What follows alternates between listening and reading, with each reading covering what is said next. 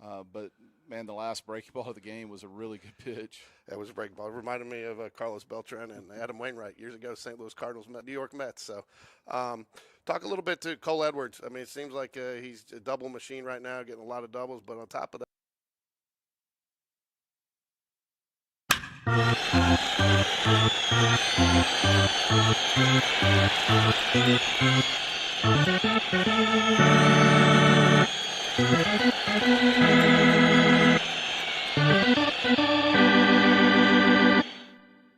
all right, we're back at the Jags Den Coach's Corner with Coach Will Smith, Spain Park baseball head coach. Coach, how you doing today?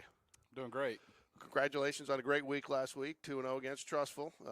Took care of business at home, and then Friday night went on the road.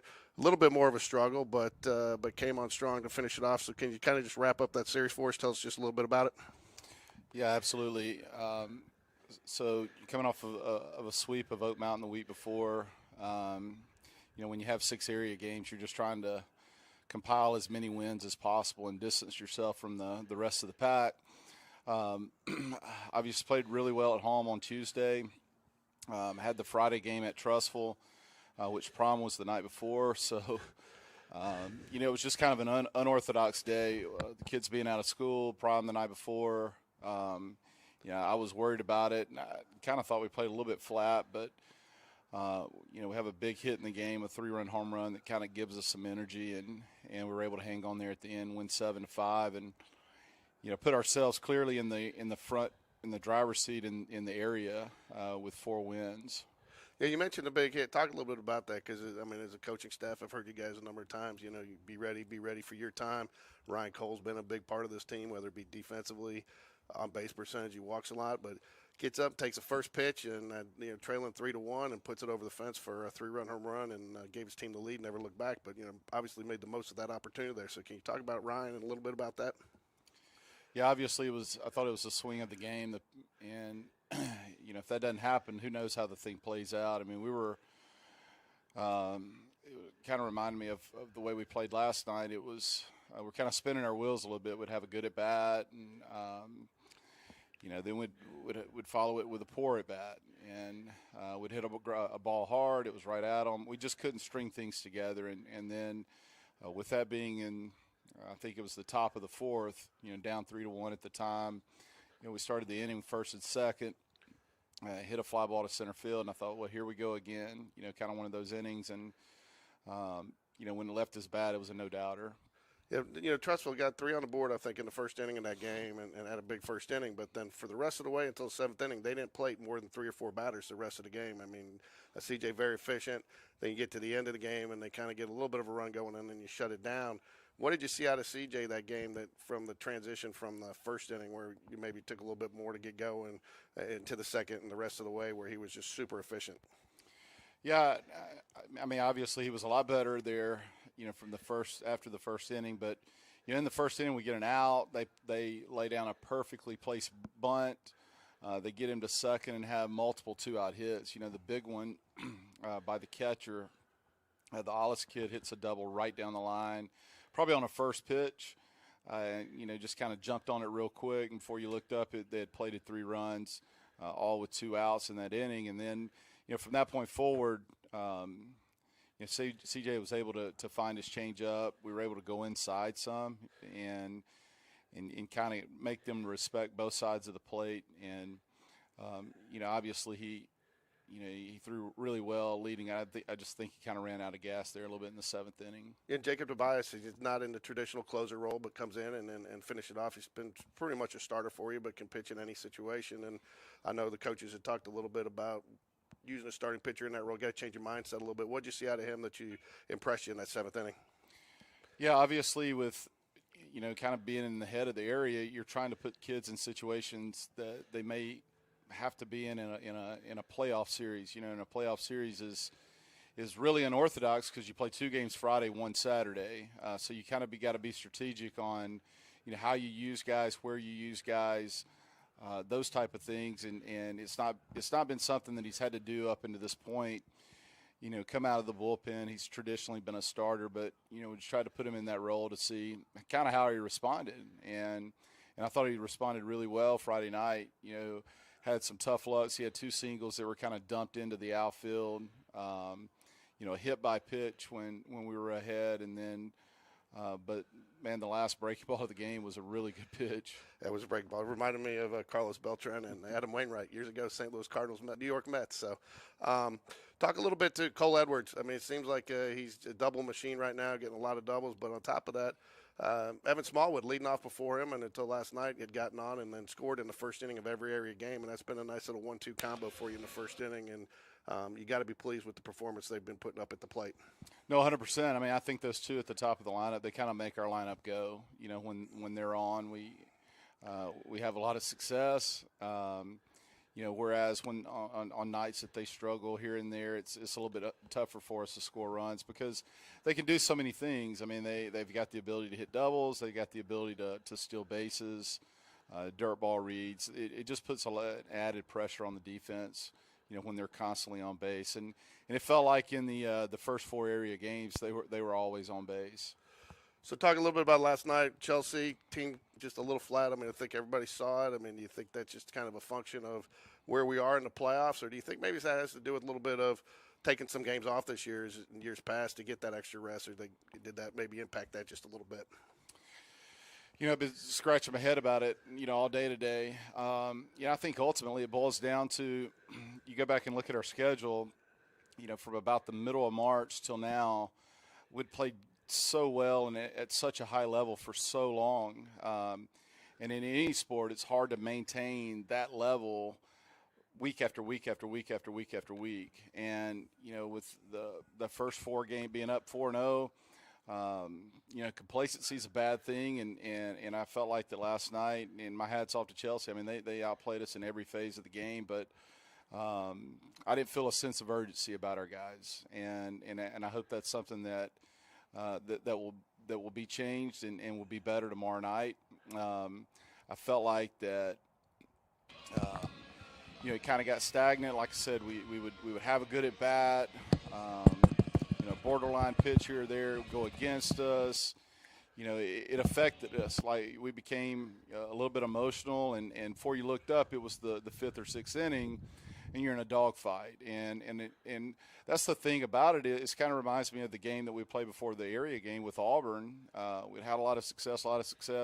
We get the bases loaded, nobody out, we can relax, but you can't it just doesn't happen. You got to make it happen. And last night, I felt like they were very much the aggressor, and we kind of stood back. We scored a run in the inning. It's going to be another easy, kind of laid back night.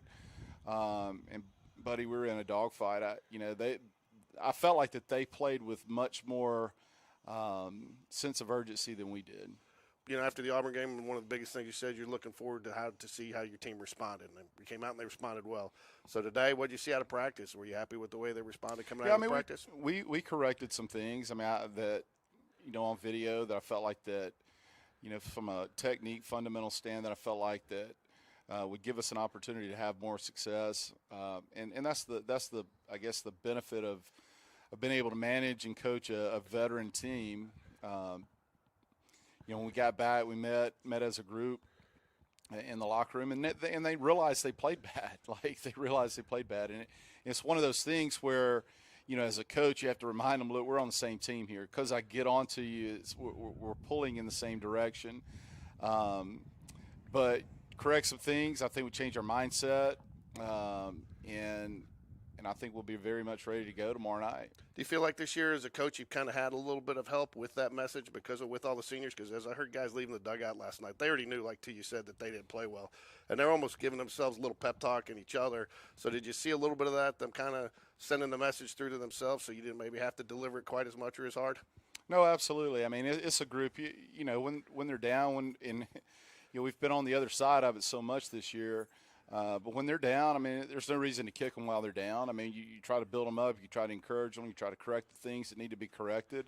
There was no secret about it. Every single one of them knew that we didn't play well. And you have games like that. Like in any sport, you play 30-plus games, and like I said, it's such a hard thing to do to play at such a high level for so long. But as we get into the playoffs, I would much rather it happen last night than it happened on a Friday, a week from this Friday, and you play bad in a 3-hour span, and the season's over. Right. As you mentioned, the Auburn game too. After tomorrow, you determine that not necessarily a bad loss last night if you respond to it and you use it to kind of vault you forward going into the playoffs. So, expectations for tomorrow night. What are you looking for out of your team? And you guys have been tough at home. So, what are you looking forward to tomorrow night? No, I think that we'll have a great crowd. I mean, this will be great weather. Had a ton of texts, faculty, coaches, kids in the hallway talking about what time's the game tomorrow. And I think Chelsea will bring a great crowd. I really do, because they're playing for an area championship too. So there's a lot at stake.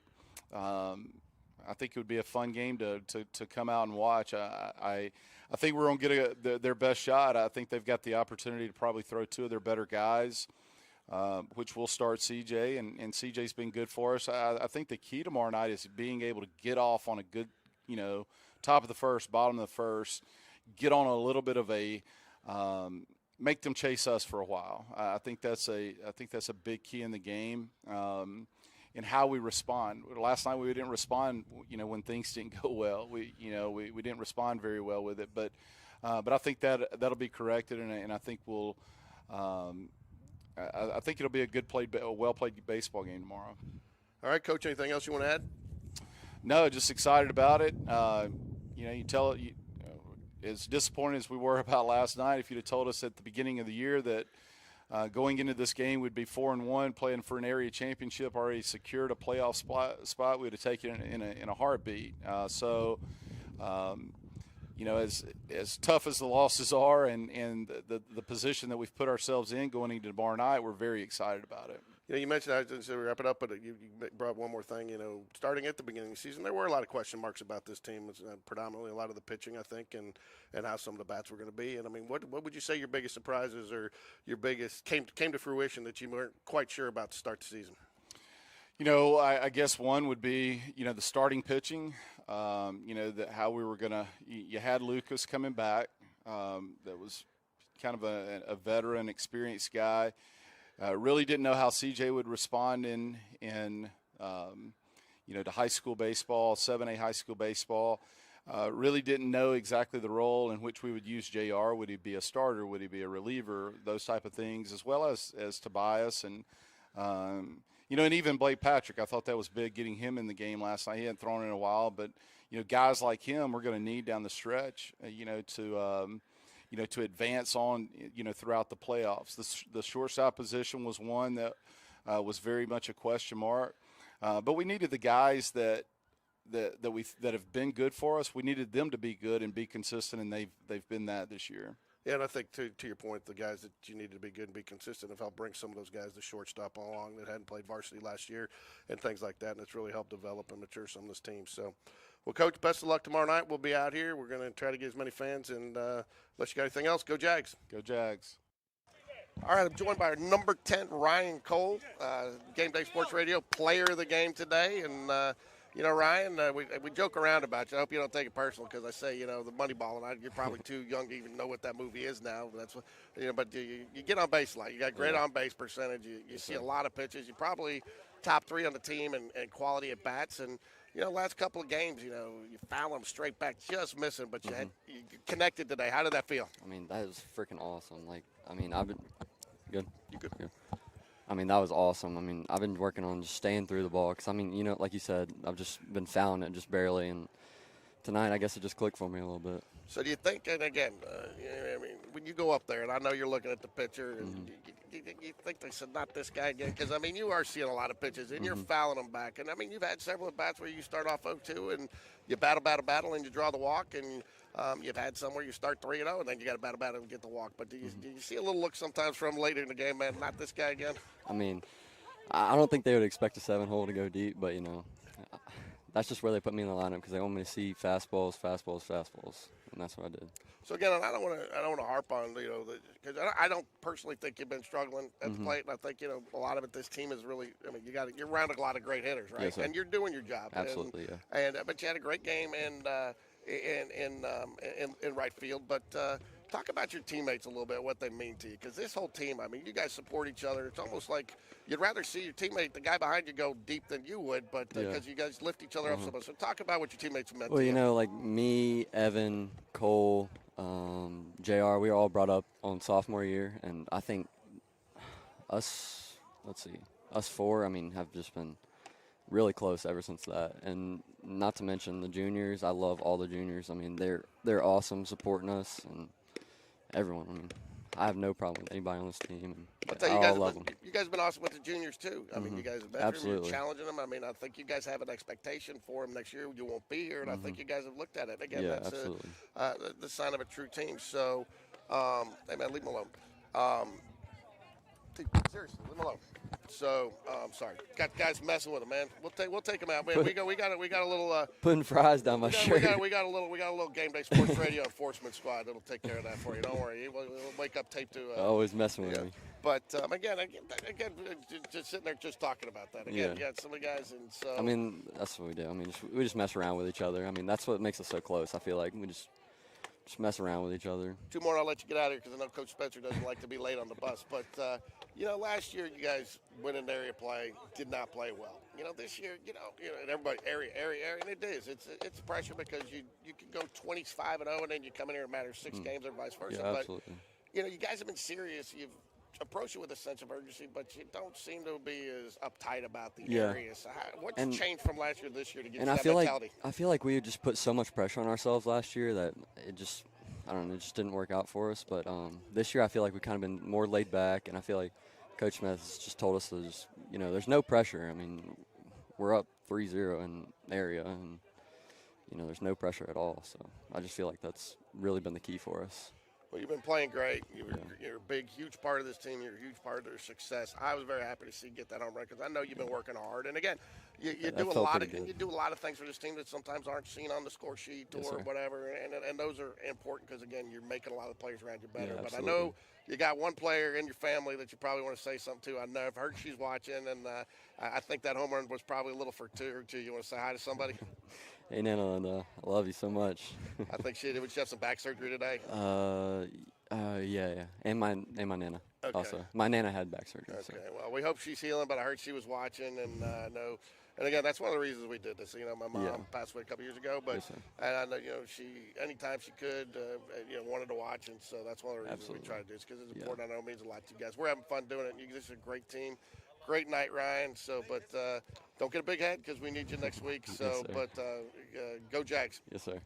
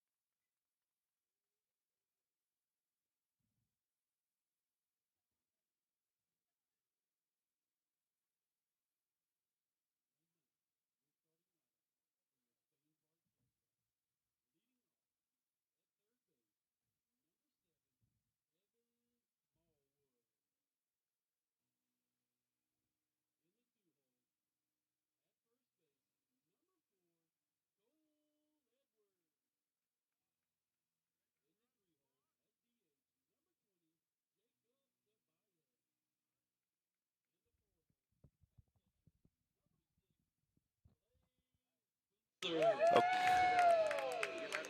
In left field, number 3, Matthew Weaver. Hello. At second base, number 18, James Battersby.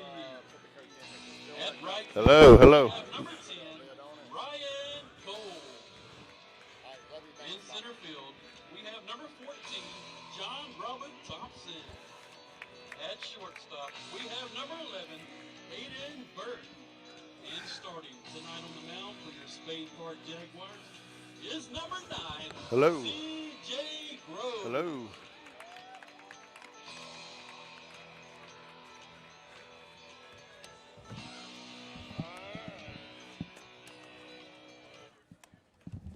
Hello. Hello.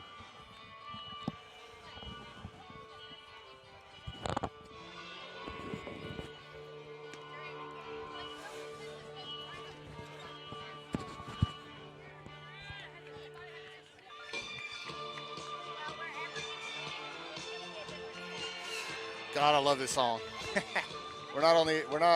Mic's not on. It's on. The mic's on. The audio's not. Huh? The mic's on. The audio's not. I can't.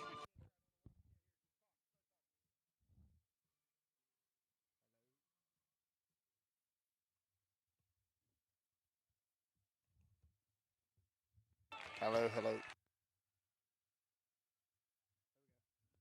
Hello. No, but the buzzing went away in my ear.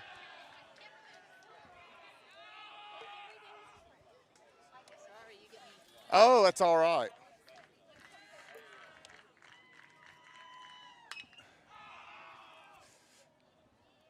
Popped up to right. All right.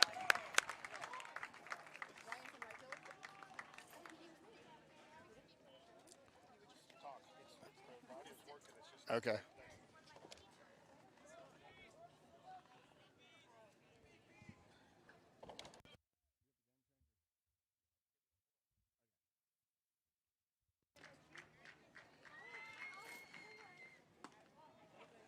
Fastball misses up. 1-0. Hello.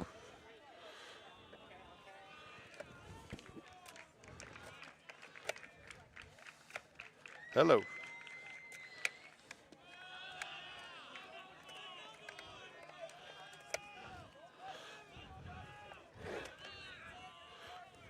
Two and 0 now.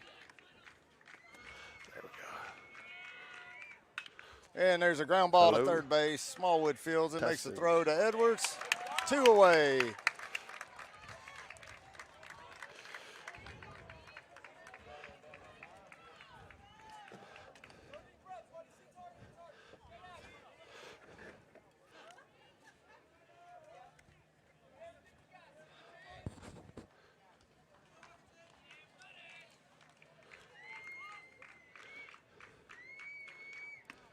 The changeup in for called strike 1.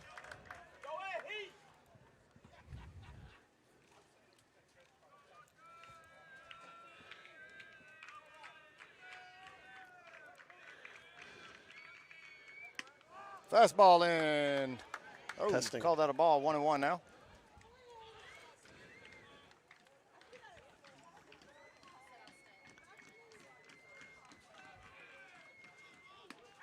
There's a called strike. 1-2 count.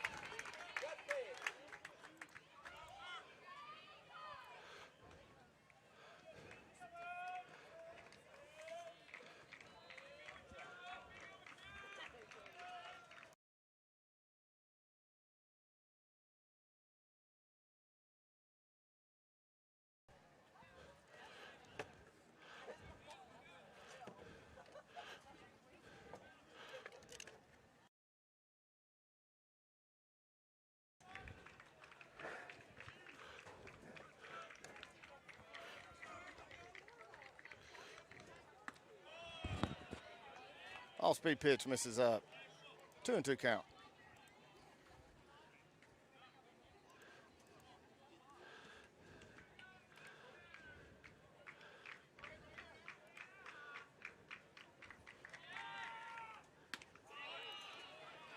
Good take there. Run the count to 3-2 on the high fastball.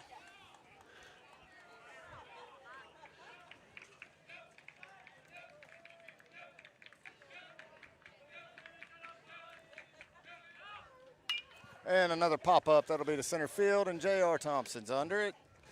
3 up, 3 down in the top of the first inning for C.J. Gross and the Spain Park Jaguars.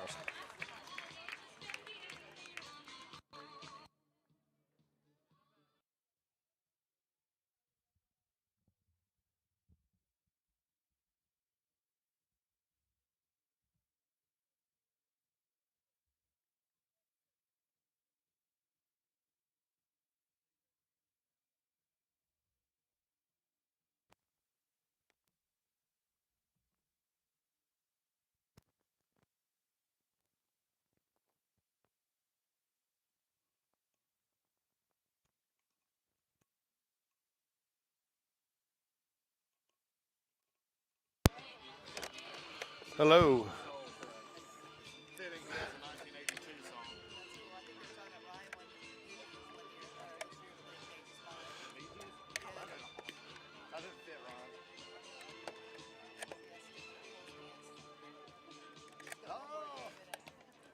Hello. Okay, here we go.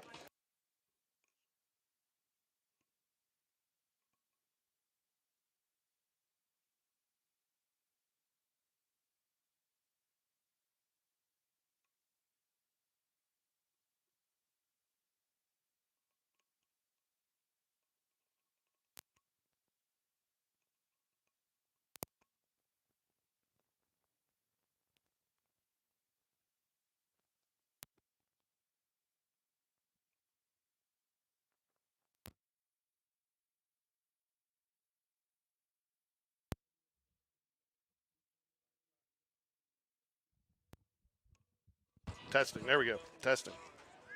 And we're back. Don't know what happened there. That's those outputs have worked all year, so but we're good. All right, here we go. Evan Smallwood up to bat.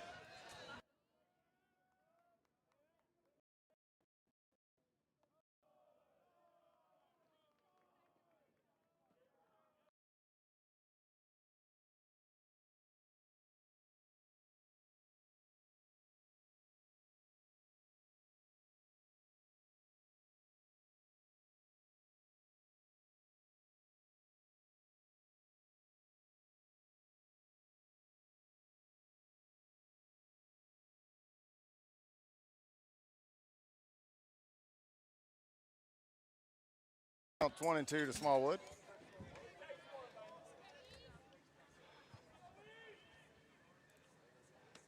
Curveball misses away.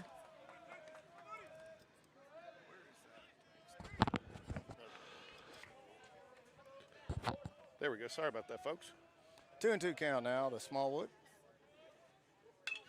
And there's a ball off his fist, and it's called by the second baseman. Stepping to the plate now is number 4, Cole Edwards.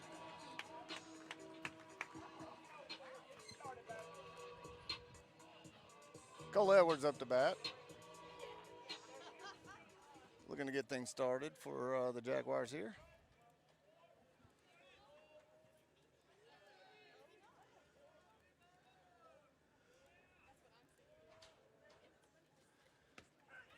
Called strike one.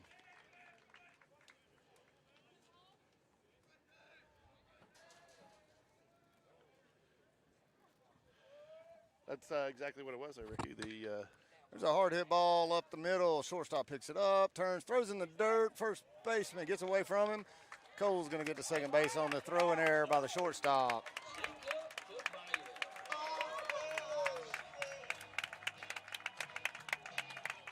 You know, I talked to Will yesterday about Cole being a double machine, and I guess he is a double machine, but not a double there on the books, but he gets the second nonetheless. But it seems like almost all the time he's been getting to. Think we try to bunt him over now? I don't know. You know, I mean, Tobias with opposite. I mean, you know, left. I don't necessarily like bunting with the left-handed batter with one out. Maybe. I mean, I know we've done it in this. We have. I mean, I don't think it's wrong. Playoffs here, are there? I don't think it's wrong, but you know, if he pulls, you know, then I mean, you're getting him over there anyways, and you know, Jacob doesn't tend to go opposite field. Curveball in the rubber there, George. There you go. I like it. Finally, it's taking on I'm trying to make you happy over here. And I'm trying to get Game Changer going for you. So yeah, I wish you'd hurry. After that little debacle with the cords. But we're getting you going. Fastball misses by a mile. A little surprised, 2-0. to see the starter here, seeing as I believe he's the one who closed out the game the other day. Kind of expect to see somebody else, one of their other starters, go the game today. But His name is this Mormon? this is Edwards takes off. Got a bad jump. Oh, the throw goes out to left field, and that'll be a run for Spain Park. 1-0. 2 throwing errors for Chelsea. Was not a great jump there by. Can you get Game Changer on your phone for a second while that charges? Yeah. Yeah, I do believe a good throw might have had him there, but luckily they threw it out to left field. It was going to take a good throw. I mean, if that throw was high at all, he was going to get in there. He had a good jump. There's a called strike to Tobias now, 2-1. So I guess that makes it irrelevant about whether or not you got a bunt over there. 3-1. It is a 3-1 count. Yeah, 3-1 count. 3-1 count. So, talking to Coach Smith yesterday, he said one of the things was, and it's obviously the case all the time, you want to have them chasing you rather, but he felt like it was important to have them chase early and have them chase from a little bit bigger number. So, I agree.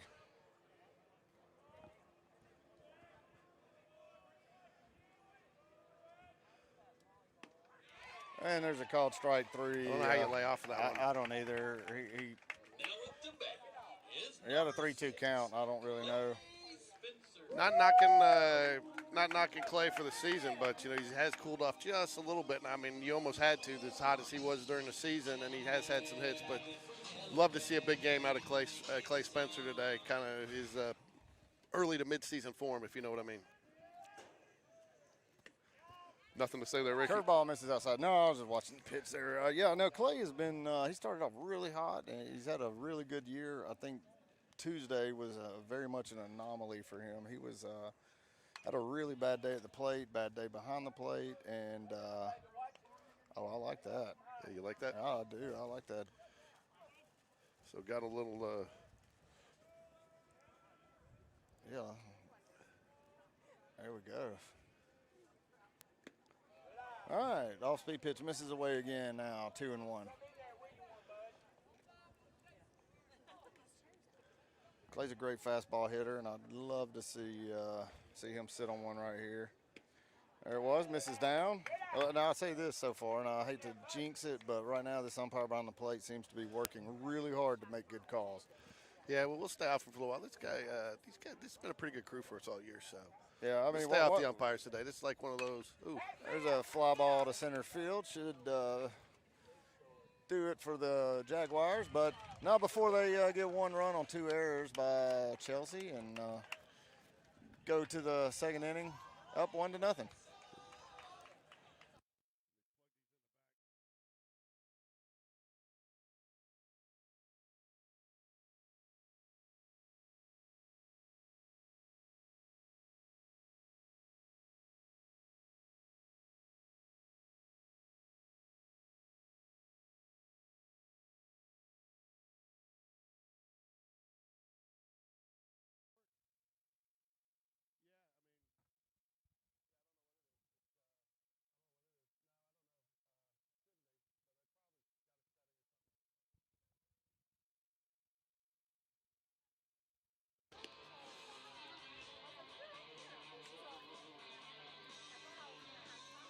CJ Gross, the pitcher today. CJ 8 starts on the year, 8-0, 45 and a third innings.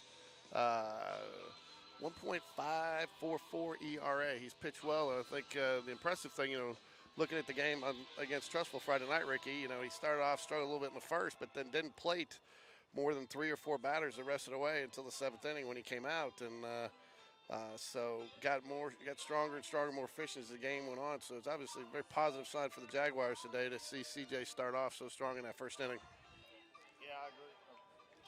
Yeah, I agree.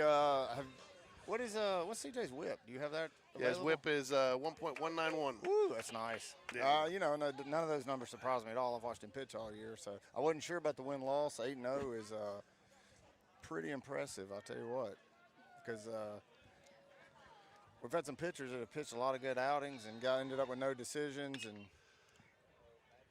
there's a play to Burke, makes an easy throw over to Cole Edwards for the first out, and that is 4 up, 4 down so far for C.J. Gross.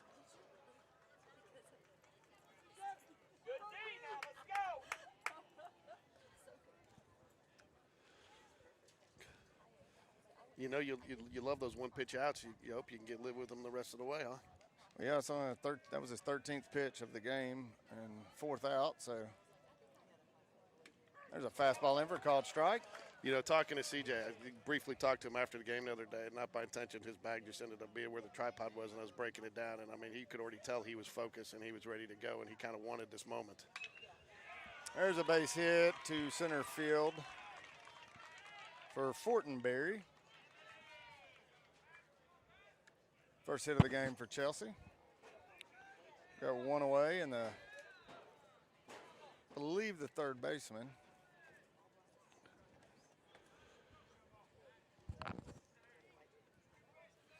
Stallings is the batter for Chelsea.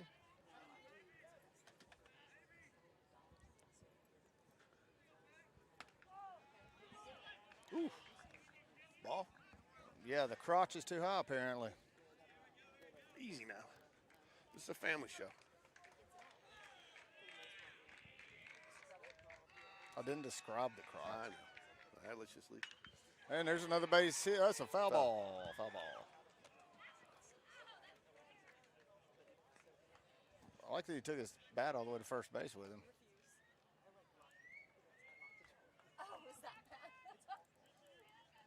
One and one count.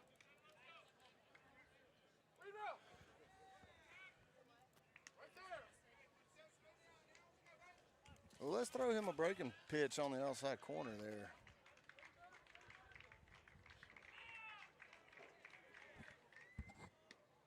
That's a good changeup. Very good changeup. Called it low.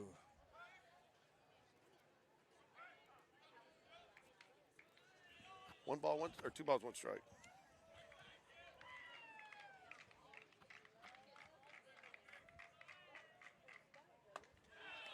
Three and one now. Fastball misses up. CJ just needs to settle down here, throw strikes like he was first start the inning, and let his defense do some work for him here. Really like to see him drop in an off-speed pitch again. There's a fastball, should be two. Smallwood makes a bad throw to second, gets you out of second.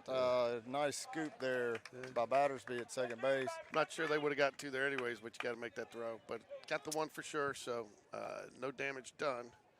And so 2 outs, man on first after the fielder's choice. Nice day today, Ricky. It is a nice day, but This I'm going to is- disagree with you. I think that we had two wrapped up because that guy's slow, and he hit that ball on the button. Yeah. But, So- you know, at least we got one out. That was a great job by Battersby to knock that ball down. Throw Yeah, over just to focus first. on and make sure you focus on getting the one. At that point, you know, he's focused on make sure he gets the one out, and that's the important part there. So 2 down here. Two away.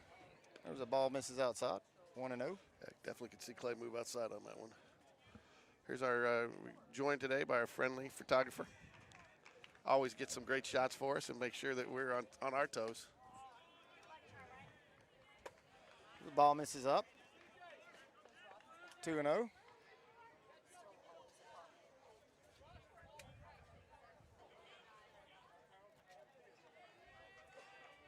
Yeah, somebody before the game, George, asked me, you feel nervous about CJ going today, and this pressure. I was like, there's nobody on the staff I'd rather go today than CJ. No, he's a game. Well, I mean, he's a gamer. He's born for this. He is, and I mean, he's got such a great, I know he's a little bit of a different bird, but I mean, the mental things. There's a pop up. Smallwood has a shot at it. Don't know if it's going to stay in. The wind's blowing that way, and it gets out of the ballpark. Good effort there by Smallwood. If I know CJ, he probably started his Zen-like routine last night. I guarantee you he did. And I watched him warming up today, and he's like a clock. He starts at the same time. He throws the same amount of pitches. He throws the same pitches in the same pattern. He's got it down. He knows what he's doing. Yeah.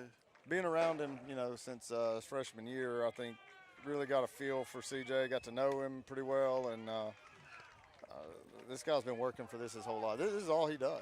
I mean, this is his life right here. He's been on that mound. Love to have seen that pitch miss just a little bit closer, maybe get a chase there. 3-2.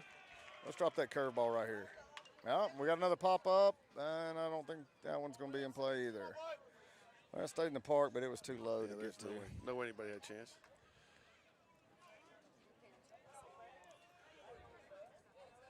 That Connor Langston bringing some ball, nice and high and tight haircut there. Yeah. Got all trimmed up for the area championship today. Hey, he got it trimmed up Tuesday. Oh, did he? Yeah, it's a freshie, though. You got it Monday or Tuesday. I'm guessing Monday evening. Full count here. There it is. It was. Drop the curveball in. On 3-2, I'll tell you, George, it's automatic strikeout, man. If you can place that pitch where you want to, and there you go. No runs on 2 hits. Yeah, love to see it. One hit. I'm going to go get a, what's that? 1 hit, sorry. I'm going to go get a soda. You want a Coca-Cola now that we're back at the Coca-Cola park? I'll take a Coca-Cola. Now we're back at the Coca-Cola Coca-Cola, park. our unofficial sponsor. Anybody from Coke out there listening, we're here for you. That's right.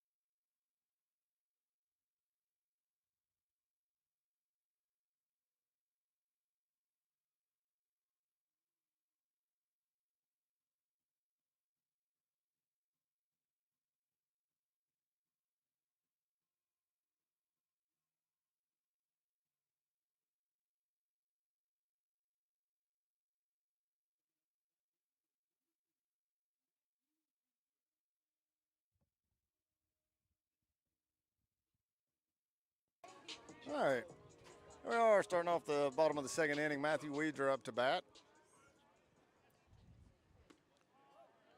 Ball misses inside.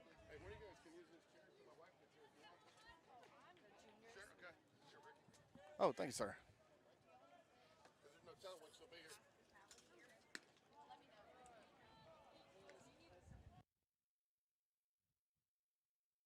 Love to see us, and that's one of the things that Coach Smith talked about yesterday. I guess kind of a concern early Friday, and not a concern, but just got to get that sense of urgency back because we just weren't stringing base hits together. Getting a few, and like in that last one, fortunate to get the run off the airs, but we need to string and put put some base hits together to kind of generate some offense here. And there's a good start right there. That ball's getting down, and that should be 2 for Weedra. And he will be in standing up. Ball gets away, and he's going to hold at second base. There you go. Hey, finally this year, that's the first time, I think, George, that you've talked us into something good instead of talking us out of something good. That's true. So, hey, maybe we're off to maybe the baseball gods, George, were just waiting on I'm a championship guy. I'm a championship guy. You just show up for when it matters. How's that ice-cold Coca-Cola? It's good, man. Nothing better than ice Coca-Cola watching the Jaguars play some baseball. That's it. Man, time was standing still today, moving backwards. I was so excited. Every time I look, it was 105, and the next thing you know, it was 12:45 again. I was like, you got to be kidding me. So no outs. Weedra's runner at second base, and James Battersby's up to bat now with Ryan Cole on deck.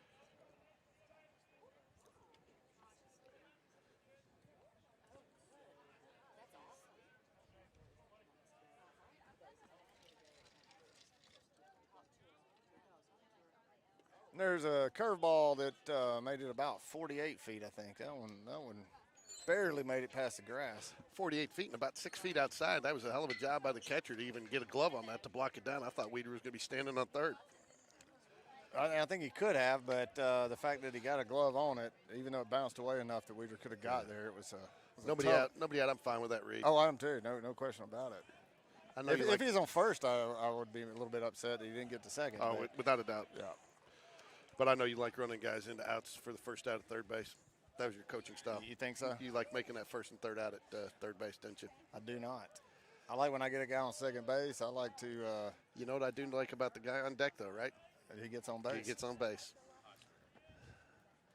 There's a fastball misses up. Takes a count now. Is that 3-0? 3-0. Let me see if I can get game changer going for you here. What the hell is going on? You know why I like it on the iPad better? Because I always forget my glasses. Here we go. It's booting up now. I don't have my glasses, and without them, I can't hardly read my phone.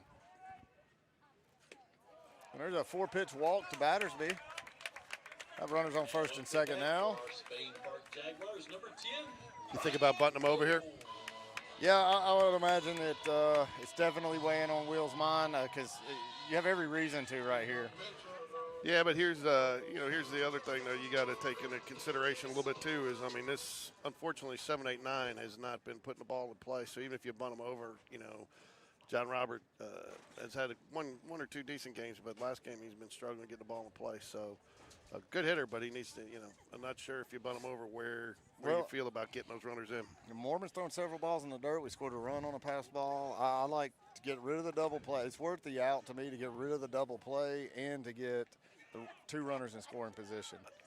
Excellent points, my friend. Yeah, if we had 1 out, I'd say no, but with no outs, I'm all about it. Excellent points. Give that out up. And I'll tell you, they've got that's- about 4 throwing errors today already, so. That's why we tolerate you, because you make a good point every once in a while. I get lucky every now and then. There's the bunt, and he pulls it back. All right, we got a good idea what they're going to do. They're going to bring the third baseman, or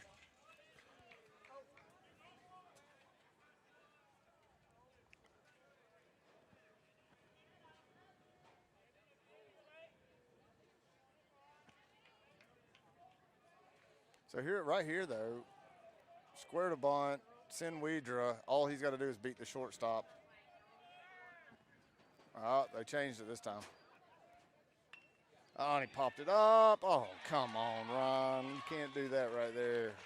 That's the one thing you can't have happen there. No. Number 14, John Robert. And Will's expression down there says it all right now. Yeah, you got to get that down.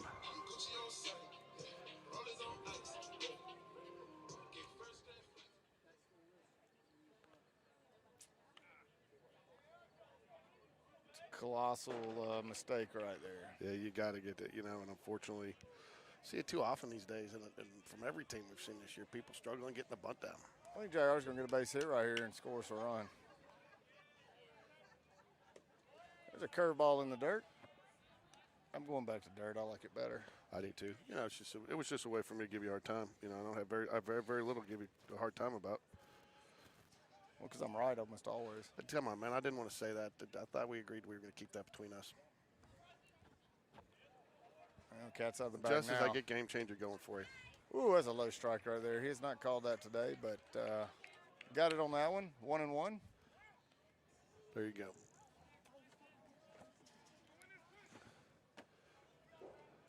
Did you lose an iPad? I got the good one out there on the complete cam. That's our home plate cam. I got so you. I got to finish getting that set up. So.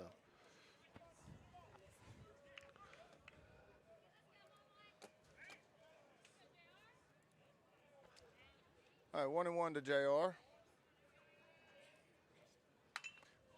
Oh, that's a base hit. That was a check swing. Look, he's laughing all the way to first base. He's going to second. That should score 1 run at least. And JR in with a check swing double. There was an oops. Now up to bat, number 11. That reminded me of Major League and Willie Mays Hayes. I don't know if I'll ever get over how much he laughed all the way down to first base.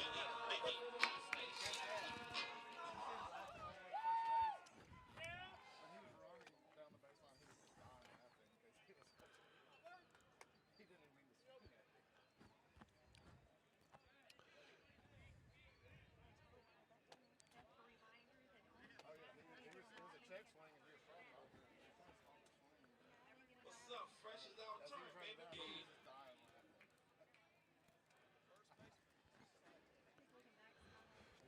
One down, 2-0 Jaguars. Man at second and third. Aiden Burke, I believe, at the plate. We got Aiden Burke at the plate.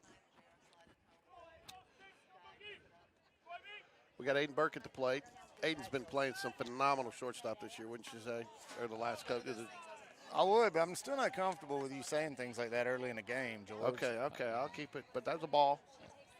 It was a ball, but if he gets out and makes an error, you're out. I know. I'm going to send you to the parking lot. All right. I hear you. Fair enough. But here with one out, we have a run on the board and two runners in scoring position. JR at second, and I believe this is the pitcher for batted Chelsea that closed out the game for the other day. I'm just a little surprised that they would bring him in. I mean, he did pitch, one in the third, I believe, Tuesday, but I just well, I think they had some other options available. Well, I don't. You know, they had another pitcher that got hurt 3 weeks ago and hadn't pitched since then. Okay, that may be what it is. That's because that's who I thought that they may end up going with. No, they knew yesterday. I know Coach Smith talked to him last night and told him he felt pretty confident Mormon was going today.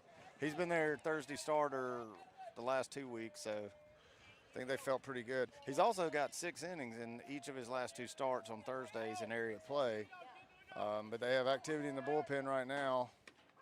There's a called strike to Aiden, and 3-2 now. Looked a little outside there, but has not been.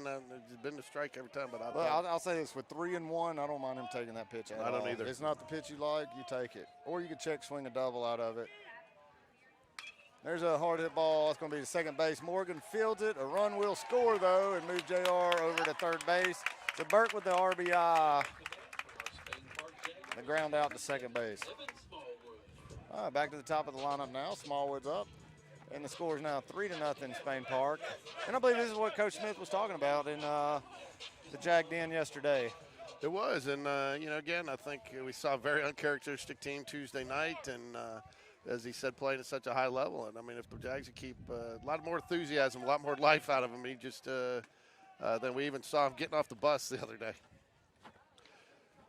In fact, I think some of them might have fallen getting off the bus the other day. So we're not going to talk about that game. Well, I'll tell you what, after watching that game, it was easy to have a lot of emotions, feel really angry and everything. But I think the way Coach Smith handled it, talking to the players and them, talking about what he said and hearing what he had to say in the Jag Den about there's no reason to beat them up. They just played the worst game of the season. And there was a called strike on a curveball. Looked a little bit up, but 1-2 now to Smallwood. Yeah, I really liked what he had to say about that, too. Hey, we're with you. We're on the same team. I'm not getting on you. I'm not beating you down, but, we got to do certain things. And curveball outside. Very clearly outside. I don't know why the pitcher thought he was going to get that call, but he was running off the field like he was going to get it, even though there's only one out. There's 2 outs. Is there 2 outs? Should be 2 outs. No, there is 2 outs. Yeah, the ground out to second. Okay, that's why he's running off the field. He He knows better than I do. The scoreboard is wrong. Jay Bradford and those guys, get your act together up there. Woo. In about 30 seconds from now, you don't see that go to 2 outs. So Jay and those guys do a great job. We love messing around with them. They've been fun. They give us a hard time. In fact, they were the ones that kept us on our toes the other night when we lost the internet feed. When we lost the internet feed, they were the ones that called us and tell us. Otherwise, we would have had no idea. We would have been broadcasting to nobody, which would probably have been a good thing. There's a full count pitch. Oh, and it hits him. Guess what? Evan Smallwood got hit on a 3-2 pitch too. He worked it full, which was a great job, and then takes the ball off the forearm. So even with the game the other night, Evan Smallwood's batting over 500 here just in area play. I think he scored somewhere in the neighborhood of 7 to 10 runs across the plate. So he has been a huge, huge, huge contributor to this Jags. Anchored down third base. I know he had that error Friday night, but other than that, he has been pretty solid. And so we're going to have a pitching change. You okay with me saying something like that this early? Or? I'm fine with it, man. I'm fine with it. I'm just giving you a hard time, but we're going to have a pitching change here. And what do you think when we come back, do you think Smallwood's in motion? I think we see a pitch or two first.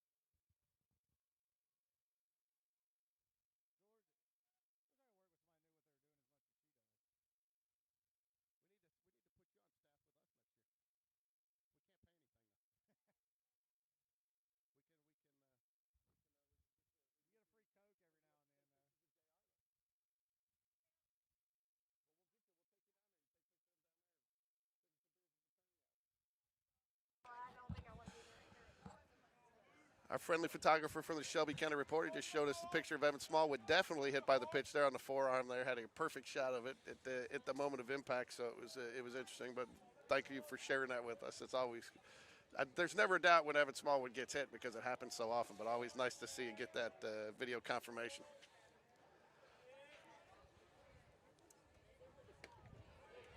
I've gone back about the last 6 or 7 games, and Chilton has not pitched. So it starts Cole Edwards off with a strike.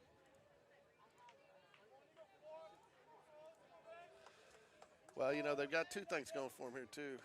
Curveball in the dirt, 1-1 now. So, first off, like I said, I did know that they had an injury to their pitcher. I wasn't sure which one it was. But, 2, you know, they've got to think, too. I mean, you don't want to throw this one away this early. But, as you and I thought the other day that they may have this, like they don't. They may end up having to have a playoff game against Trussville on Saturday, depending on the outcome of that series. So, it is not a certainty that Chelsea – Oh, that pitch hit Cole. I thought he called it a strike. I did too. I thought it was a very, very. I thought that was an odd plug. I did too. I was like, it was only strike 2. So I don't know why he's giving the strike 3 motion, but the strike 3 motion is also his hit by pitch motion. So now Jacob Tobias, I think he'd curveball that got him. I think he'd like to have back from last at bat. So.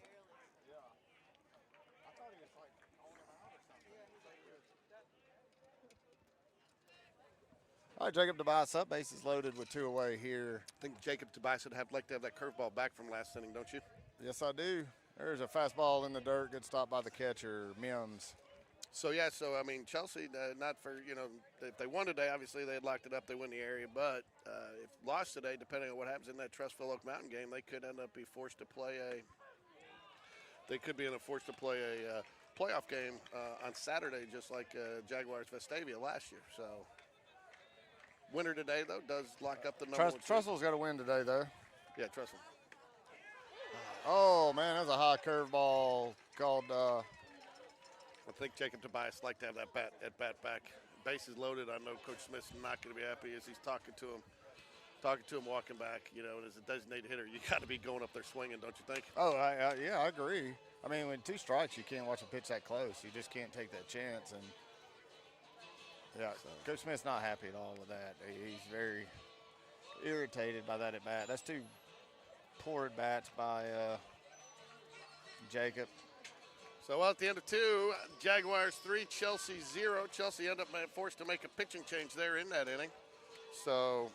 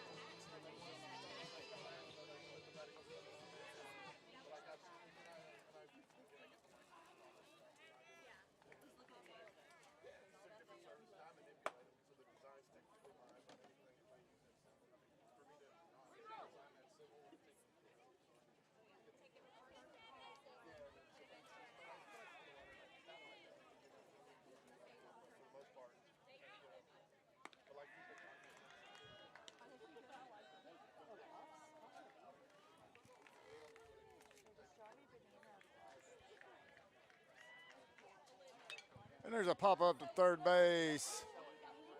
Smallwood gets confused on it and overruns the ball.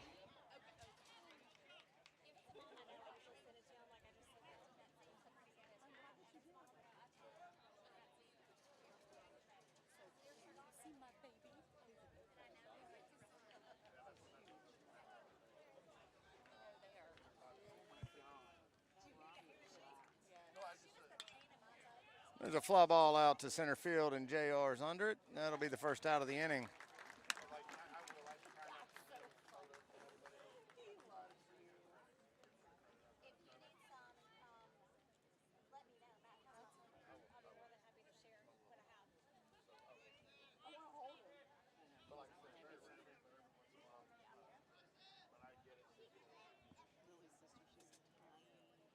There's Mormon up to bat. Takes a called strike, 0-1. It was wearing her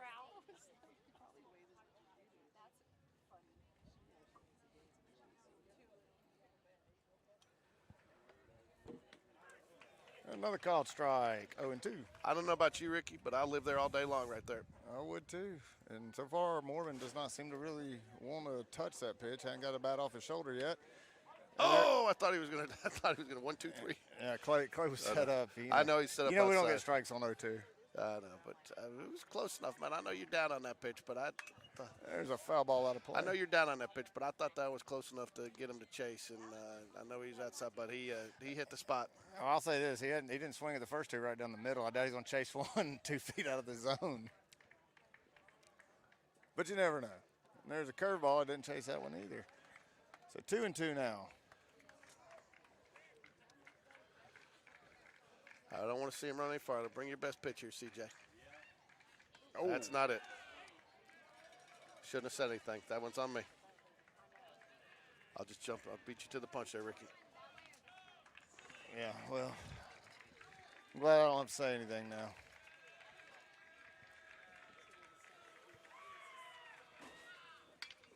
There is a foul ball down the left field line. 3-2, 1 out. Do not want any base runners here. I do not either. You know, even though we're up 3-0, I think of Coach Smith. I really want to get back in the bats and see how they respond in this inning, because with bases loaded there, I thought we had a little bit more. There was an opportunity to put several more runs on that board there. There it was. Got the sword. 2 away now. You know Hey, what I mean? look. You know what I mean? There was an opportunity to put. I mean, there's opportunity to put.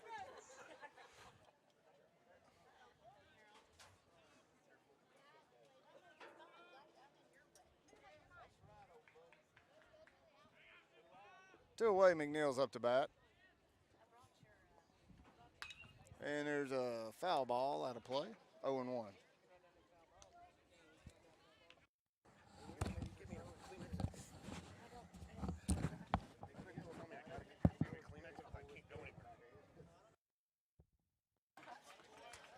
There's another foul ball, 0-2.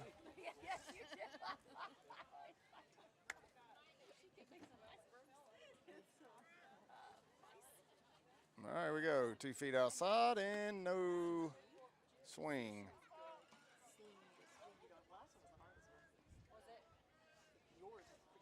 Are you serious? Woody was hard?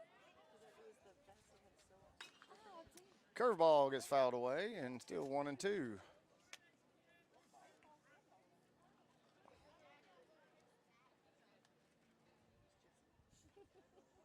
the girl. Just thank you. Thank you for the correction. Dan was pouting the whole night. Deal? Curveball misses up, 2-2 now. Not a bad miss, though. Not a bad miss. It's a good miss, and good take by McNeil, who's a really good ball player. I think this is kind of the heart of this Chelsea team. There's a pop up on the infield, and it looks like Cole Edwards is calling that one. And there's a third out. Great job. That's a tough catch there by Cole Edwards with the runner coming right at him. He stepped around the runner and got back under the ball and caught it. Almost lost it for a second. Almost felt like he lost it for a second, but then picked it right back up, you know? Well, yeah, he looked down for just a second, saw the runner coming right at him, and so he stepped over and got the ball, though. And nevertheless, 3-0 Spain Park going to the bottom of the third inning. You know, that's it, too. The good play there by a veteran first baseman. A lot of guys will just kind of come in slowly for that ball, but he knew that the runner was going to be a problem. He runs in quickly to get the runner out of the way, and then gives him time to adjust after the runner kind of gets out of the way. If you kind of sit back and play that ball slowly and try to come in on it, the runner becomes more of an impact. So great play by Cole Edwards there.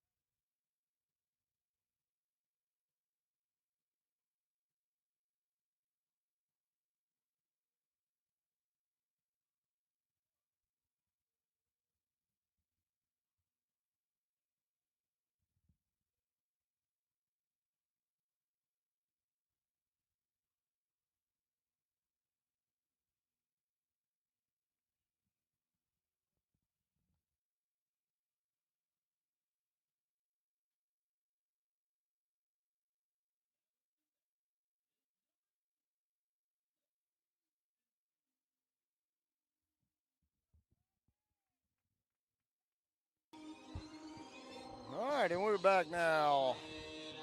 So we got Shelton on the mound. Clay Spencer's the batter for Spain Park. Starting off the third, Spain Park. We still only have 2 hits, George.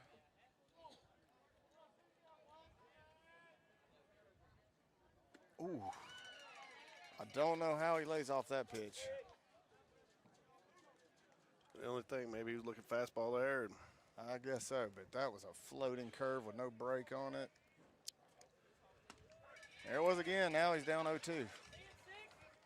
That was a harder curve there. I don't know, maybe slider or something, but although that was at the belt, and he's called that high a few times today as well. Which for Clay, you know, he sat back there and saw his zone all day. There's a ball in the dirt, 1-2.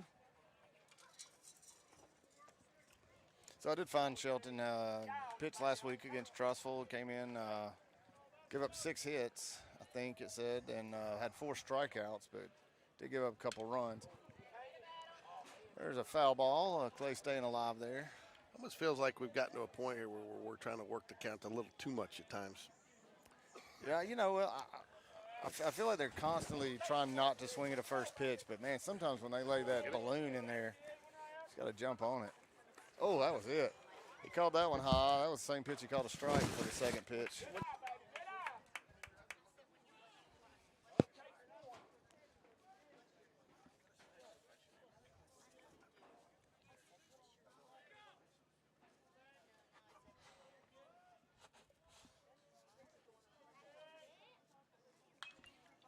And Clay fouls off the 1-2 pitch. It's out of the park, but foul.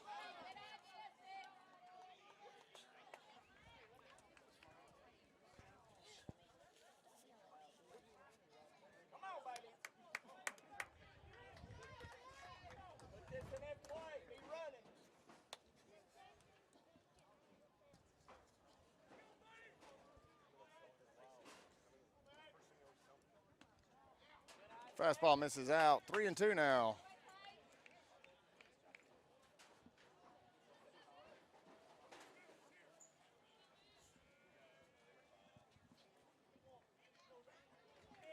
Incredible at bat by Clay here. Went down 0-2 quickly, battled back to 3-2. Just knocked one about 340 down the line that was just foul. I saw it. Another foul ball.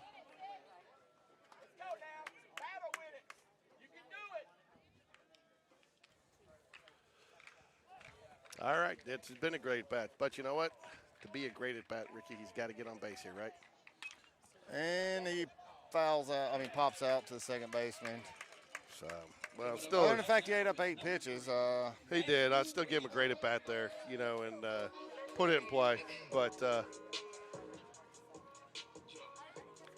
Matthew Weidra, double last inning.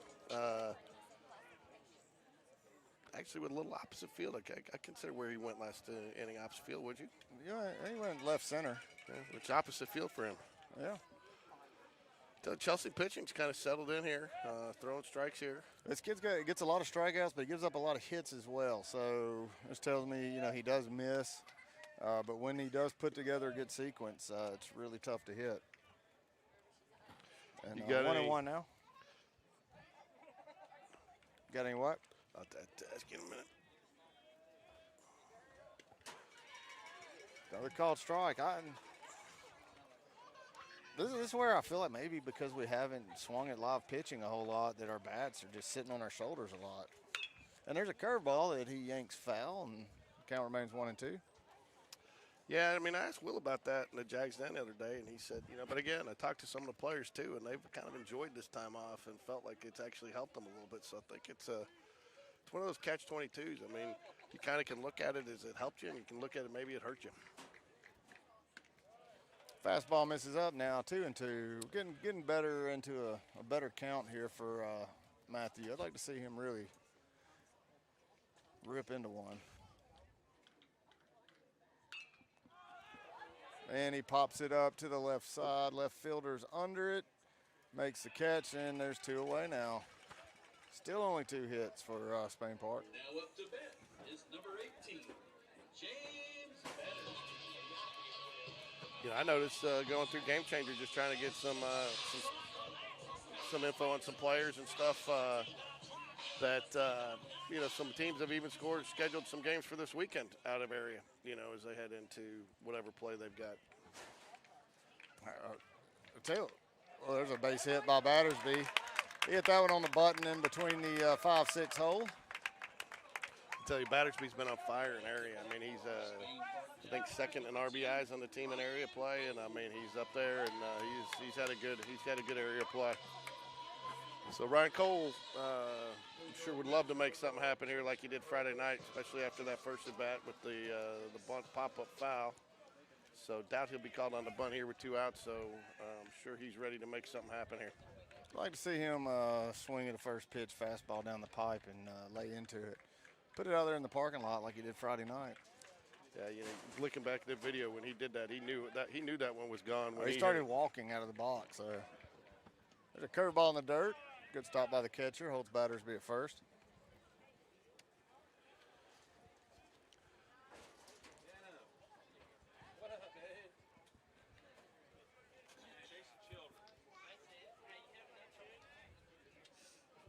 Three hits for the Jaguars now. Ooh, jeez. Yeah, you got all that one. I think he just killed somebody over there on the. Yeah. So. All right, 1-1. Ryan he's dangerous with the bat as far as, I mean, when he was missing last week, I'm just barely missing and fouling those back. So when he gets a hold of it, I mean, he's got the. Well, we saw he can hit one around 400 feet if he gets hold of it. Got a little noise coming out of our dugout for the first time this week.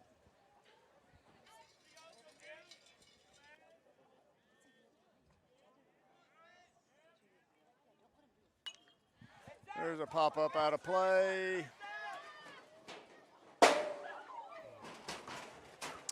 Into the stands.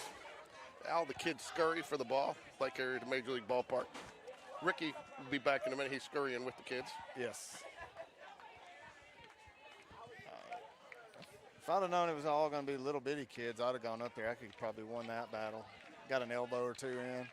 It's funny. I was actually at I'll tell you, but I was actually at a Major League game though when that happened. An adult knocked down a kid to get the ball. And you laugh at this, George. He never would give it back, and finally one of the players on the field who saw it actually came and gave the kid a ball, and the adult was not relinquishing that ball in any way, shape, or form. I would have been embarrassed, but I'm sure we've all been there. Not there, but I saw there was a highlight of a hockey game this past week, and the hockey puck went out over the glass. And there's a ball low, and now we've worked the count full because that's what Ryan Cole does. But anyway, kid had a puck come, and right as he grabbed it, adult snatched it out of his hand, and it was pretty rude in my opinion. But the adult ended up with it and sat down. And as the player saw, there's a weak ground ball to third base. Going to be a tough place in the dirt. And he gets away, and that's going to score Battersby as Ryan Cole. So it's all airs right now, but we'll take it. 4-0 now. That's you know what? Put the ball in play. Good things will happen. I know that's an error, but again, that's a testament to a good quality at bat there by Ryan Cole. He fouled some pitches off. He drew the count. And what also makes that happen, is Battersby's going on the pitch there, 3-2, 2 outs. And he puts it in play, and it wasn't an easy play. It was going to be a tough play. I mean, you have to charge that and make a great throw. And it's a play the third baseman should make. But this is the thing I've seen out of Chelsea that I did not see from probably the last 7 or 8, 10 teams we've played is their throws to first base are always sketchy. You don't feel like anything's a sure thing on a ground ball in the infield against this team. Not trying to be rude, but, I mean, they've thrown away in 2 games now, and we're barely halfway into this one. And I feel like they've made 6 or 7 throwing errors on infield throws to first base.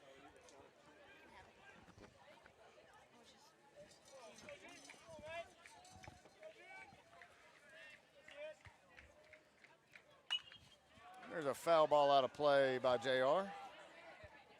Anyway, so the kid, George, didn't get the puck. The player saw it. One of the players came up to the stands and brought him a puck. And then after the game, they brought him down and let him out on the ice with the whole team.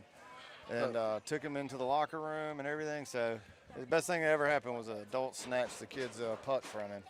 Yeah, I mean, that's great that they do that. But come on, man. Oh, yeah, it's pretty. I don't know how you just go snatch a puck or a ball out of a kid's hand. A fastball misses a couple feet out. And keep it. And keep it. Take your picture with it. I caught a ball, give it to the kid. Yeah. Even if I catch a foul ball in a game legitimately, I'm probably giving it to a kid around me. What are you going to do with it, George? Take it home, put it on the mantle? Exactly. Do you like that in the Jags den? Professional baseball showing up. Adam Wainwright, Carlos Beltran. Yeah. Did you miss that part of the clip when did the clip of Jacob Tobias' curveball to end the game? I said it reminded me of Adam Wainwright versus Carlos Beltran. Oh, okay. Oh! Strike 3. JR did not like that one. Not really sure where he thought it missed. Probably outside, but and Spain Park ends the third inning up 4-0.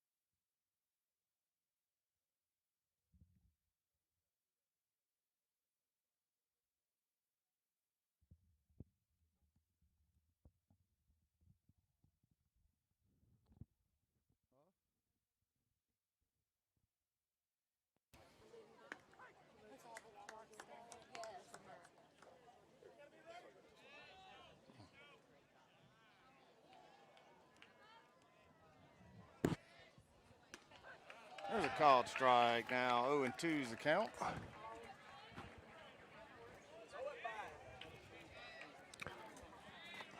CJ been working ahead great all day.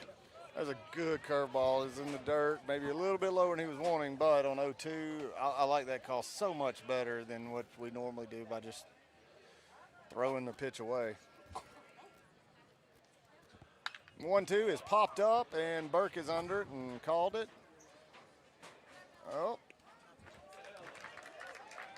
There's one away now here in the top of the fourth inning. I did talk to John Robert a little today, and he did say that that sun was brutal the other day when we were talking the other day about at Chelsea? that one. Yeah, that. Oh, yeah, it was tough. I imagine left field and center aren't a whole lot better today, or third or shortstop. I mean, look at it right now. It is lined up directly with Weeder out there in left field. There's a strike at the bottom of the zone, 0-1.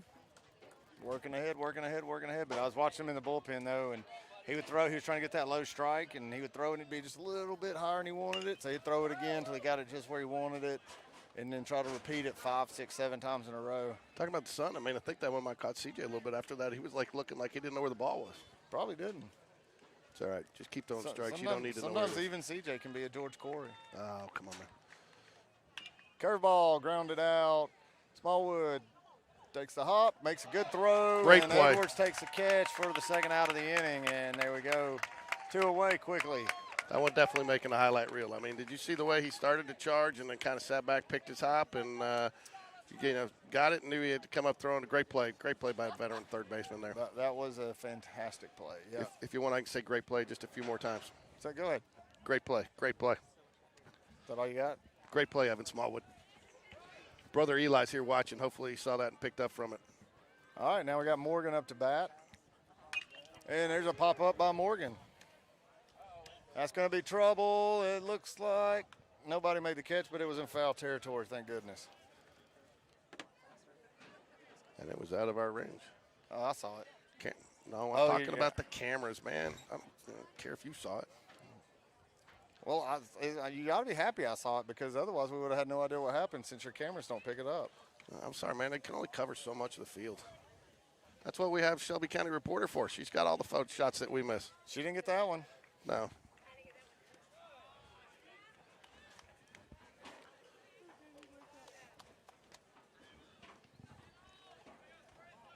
One ball, one strike. Curveball misses up.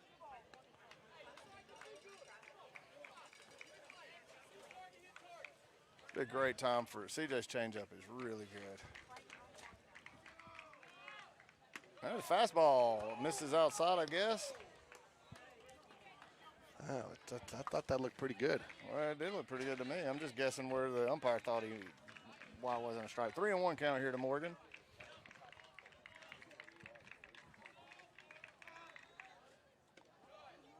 Oh, and there's a walk on a pretty good-looking pitch. He's called that a strike 5 or 6 times today. Very uncharacteristic walk. Yeah, I feel like he got a couple more strikes in there than he got, but about 7th or 8th walk of the season, and 47 or 8 innings, 49 innings now, 48, something like that. Something like that. Yeah, it's not too shabby. No. There's another ground ball to Smallwood, and does not make the throw. The ball gets away from him, and Morgan's going to move down to third base, and Fortenberry is safe on the throwing error by Smallwood.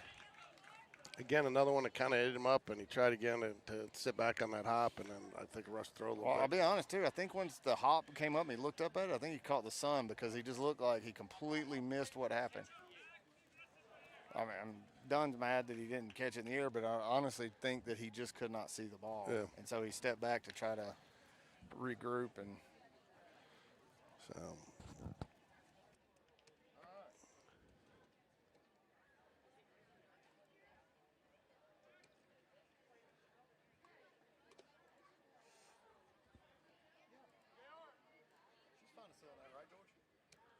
What's that?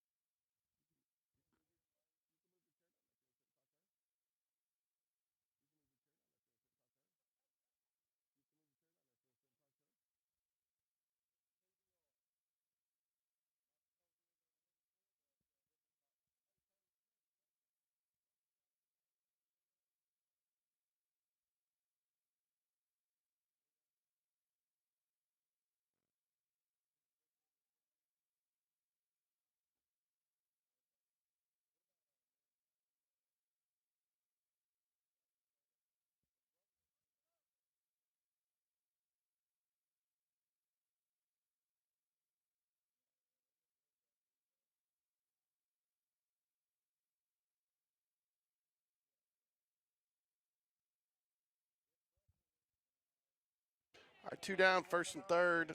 Jags just need to get one out here. Up 4-0. Do not want to sacrifice a run here. Fouls it away. Might have a chin. No, it's going to get out of play. Clay Spencer, no chance there.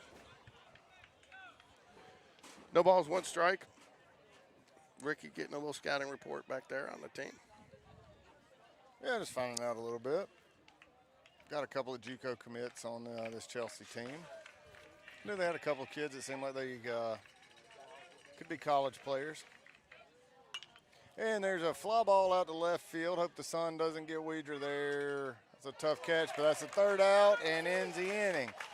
Good job by CJ, man, doing what he does, getting ground balls and pop-ups. You know, the most impressive thing about CJ, it would have been easy for him to get down kind of a little bit on that. No bad body language, didn't show a thing, just kind of went back, took care of business, did his thing, and just kind of, I'm not even sure CJ sometimes realizes there's 8 other guys out there with him. He's just so focused on what he's got to do.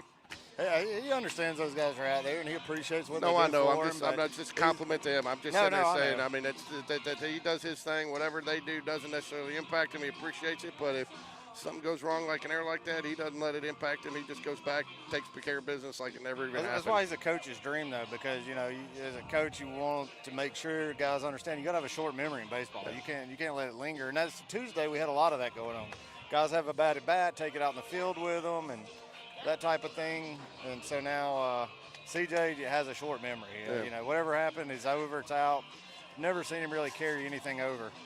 Aiden Burke going to lead it off, and then we're going to get back to the top of the order. Evan Smallwood, Mr. Hit by a Pitch, and I'm sure Evan's going to want to maybe take a little bit of a little frustration out on that air. But again, I think like you said, and I know when Dunn came back, I could hear him saying the same thing to Smith, that the sun kind of got him on that one a little bit, and I don't think he ever really saw it and had it.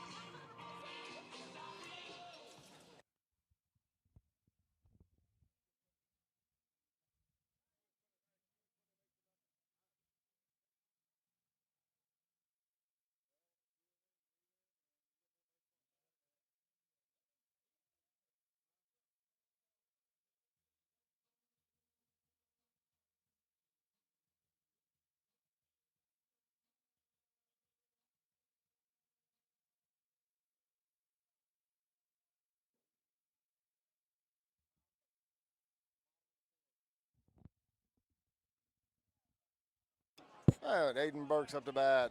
First pitch is fastball misses up. 1-0. Oh, and there's a hard hit ball to third baseman. Cannot believe he's just, and another throwing error. Wow. What an incredible catch, as lucky as it might have been. And they're going to make Burke go back to second base. Evan Smallwood.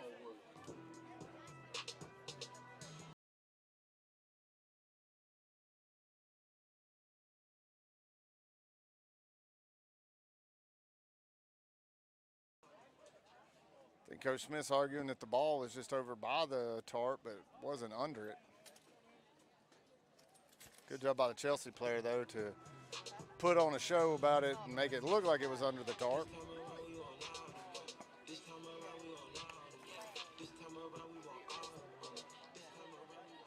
Why did he go back to second?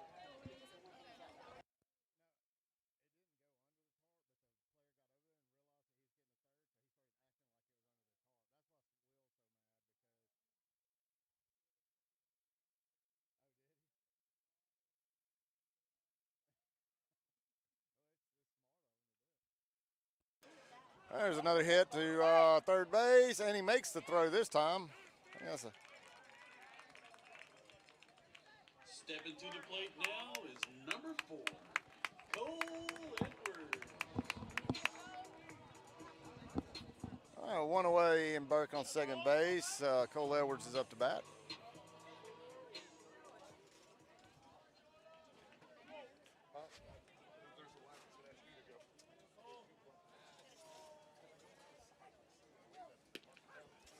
Curveball in for a called strike.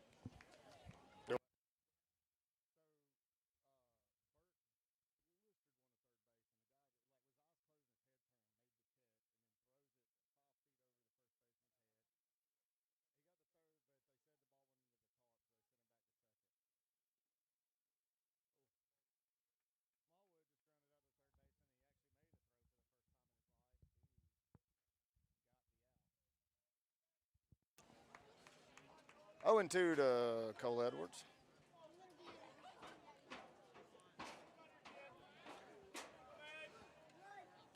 There's a hard hit ball. It's going to be a base hit, and that's going to score Burke. There's going to be a play. No, they held him at third. Good call there. Left fielder got that one in quick. Of course, that ball George got to the left fielder so fast. Tell you what. He did. I think Jacob Tobias, I think, is looking for I expect him to be swinging here. Yeah, also, I would like to see Cole in motion. I imagine we will.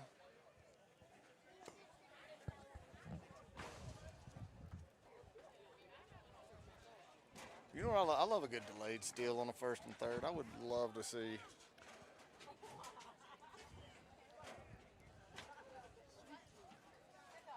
Not sure what he just did there. He did the same motion 4 times, so.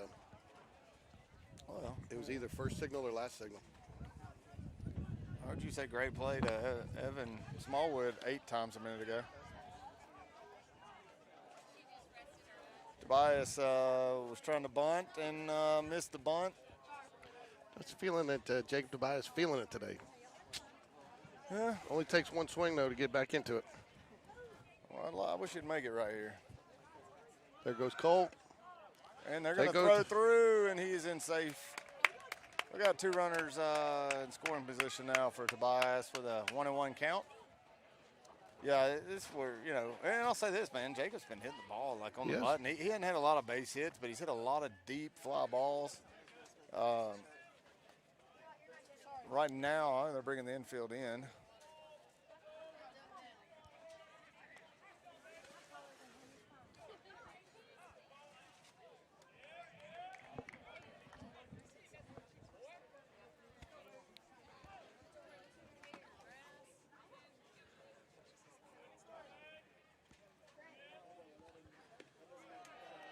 I know I've picked on him a little bit behind the plate, George, about his calls, but he hasn't been bad. He's, you know, I think a few here and there that may Ricky, have if been you off. didn't pick on an umpire, people wouldn't really believe that Look, you were here. Well, hang on. I'm about to compliment him, man. This guy's working his butt off back there. He is.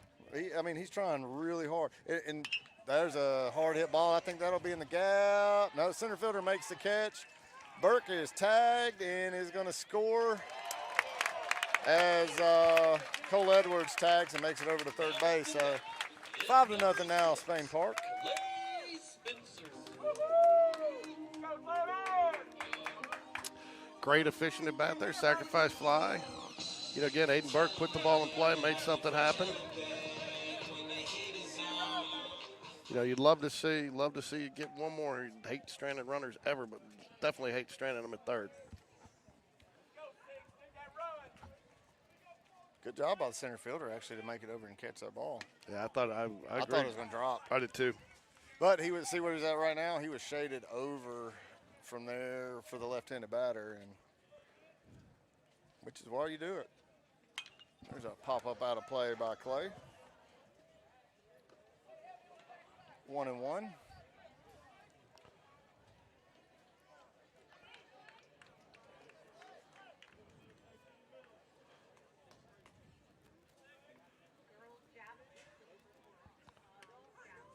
Called strike on the outside corner.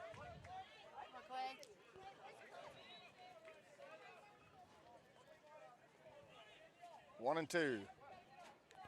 2 away here in the bottom of the 4th inning. Oh, pop up out of play. Clay, you know, had a great at bat last time. Started off. Oops. Had a good at bat. Yeah, had a great at bat. That's why I said good at bat. That's right, because he. Great at bat, he would have ended with a hit. Good at That's bat. right. You're going off what I said, but no, he did. But no, he battled at the plate, and I mean, he's There's just a foul little out ball. in front of that. But get the feeling Clay really wants to get this running here. You can almost feel it from here that he really wants to get this running. I think he wants to kind of get his whole thing changed around right now. After Tuesday, he had easily his worst game of the season. Yeah, but everybody. I mean, he's one of those guys though too. He forgets that pretty quick, I think, and he's not a guy that kind of dwells. So, and again, I think you pointed it out earlier. One of the better points that I think that you've made today is, and you've made a lot, so I'll give you credit for that. But the way Coach Smith handled it, look, you know, got on him, but not beat him down. You know, we're all in this together. We're pulling you along. There it There's is. a hard hit ball. That's the one. Oh, and he trapped it. No catch. Coming up to bat now is number 3, Matthew Pedro. No, he didn't catch it. He did not catch it. So that was a great hit. Great. I mean, And it scores another run, 6-0 now. Spain Park over the Chelsea Hornets. I tell you, that's one of those things too. He almost hit that ball too well. If it carried one more foot, it was an out for I mean, sure. he almost hit that ball too well. You know, you don't like to say that about a batter. He hit it too well, but he almost did. And Bird is in the run for Clay, takes off and swipes second base. Now with 2 outs, got another runner scoring position with Matthew Weidrer up. And I imagine Weidrer's batting average, on base percentage, and RBIs are all up there in the top 4 on the team. I'm guessing there. Yeah, he's there. You know, and a nice home run on Friday night. There's a hard hit ball. That's the one right there. And they're going to send Bird. Bird's going to score, I think, easy, standing up. And that will be 7-0 Spain Park over the Chelsea Hornets. Now up to bat is number 18, James Banner.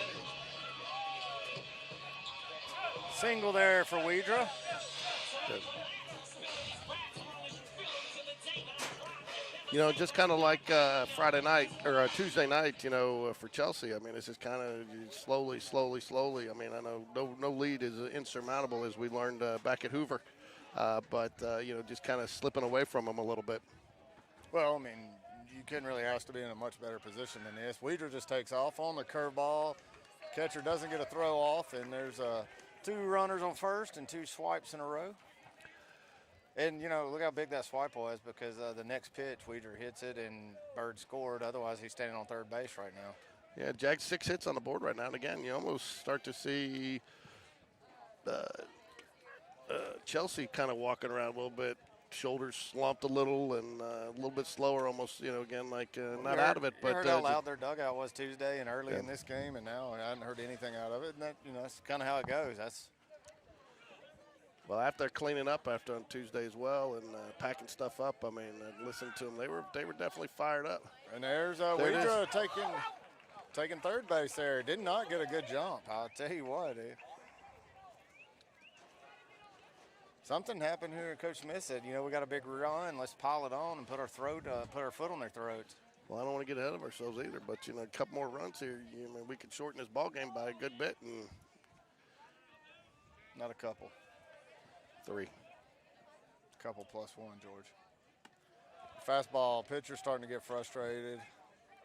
See him kicking dirt. It's a tough situation, man. Well, like I said, Chelsea, they need to, regardless of what happens here, they need to regroup, because it looks like, you know. Big cut there by You know, Battersby. looks like if, you know, if this holds, then they will be playing again on Tuesday to have Saturday. a chance, or Saturday chance to get in against Trustfield. It's sounded like they were handling their game against Oak Mountain up 8-0. Yeah. Yeah, and I mean, so here's the thing right here. There's a walk by Battersby. He'll jog down to first. But so Chelsea comes into this playing for the area championship, which they would have won today. But now, if they lose this, they're going to have to play just to get into the playoffs on Saturday. That's a pretty tough pill to swallow. Well, think about it. Go from the high to the low. I mean, I think, you know, Tuesday night they were super excited. Like I said, there was a lot of confidence after that game coming out of that dugout. As I heard their post-game talk, I wouldn't say overconfident, but they were definitely fired up, motivated. And then you couple that with them now having to fight to just even get in. Well, it's like Will said in the coach's corner that, you know, you're going into this thing 4-1. Right. So you're sitting in a really good spot, and you have the playoff spot locked up. So, you know, obviously you really want to win the area. I think the guys responded well, though, so far. They really surprised Battersby wasn't running there. Now with the 0-1 called fastball for a strike to Ryan Cole. Well, you know, and again, Will, I think made a good point. You know, you go back to February, you said, hey, we're going to be in the playoffs. We're going to be one of 16 teams. I think you would, ooh. There's a fly ball out to center field, and the center fielder's under it. It makes a catch, and that'll end the inning. You know, but Will, as Will pointed, I mean, only 16 teams are advancing, and you're one of those 16, and you tell us that back in February, especially with some of the question marks, you would have taken that all day long, whether you're the 1 or the 2 seed. I guess what makes it a little bit, you know, when you start off and you win 4 straight and then you lose that one, you definitely want to lock up that number 1. But that's kind of, as we talked about, that's the cherry on top of the sundae. You know, getting to the playoffs is an accomplishment. It's not no easy task on itself. Yeah, I think that's the only thing I'll say about that is I had really high expectations for this team, and so I don't feel like, you know, obviously there was some pitching question marks coming in, and our 4 or 5 of our pitchers have really answered the call there and done a great job for us to be where we're at. But are they just playing a whole C.J. Gross playlist right here? I mean, every time he comes out to pitch, it's just some amazing 80s or 90s song. Wouldn't you? Chelsea bringing up the 7, 8, 9 hitters, and Hughes, Craven, and Mormon all 0 for 1 on the day. So, which would stand to reason that Chelsea only has 1 hit so far on the day, and I believe they've only had 2 base runners, or with an error, I think 3. So.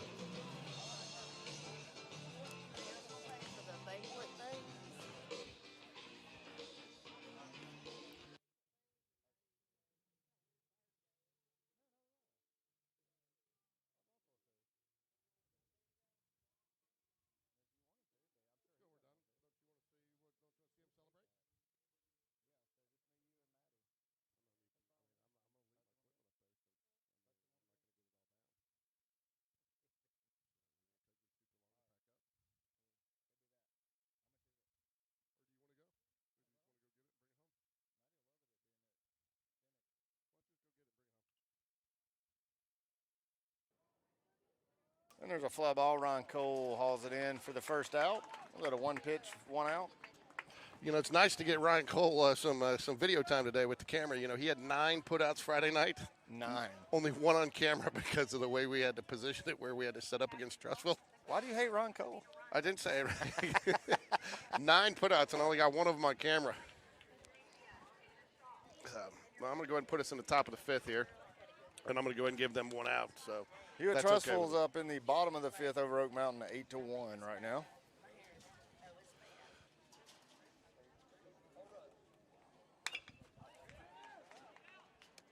And there's a base hit, a little blooper over the second baseman James Battersby's head. Gets down. Just the second hit of the night for Chelsea.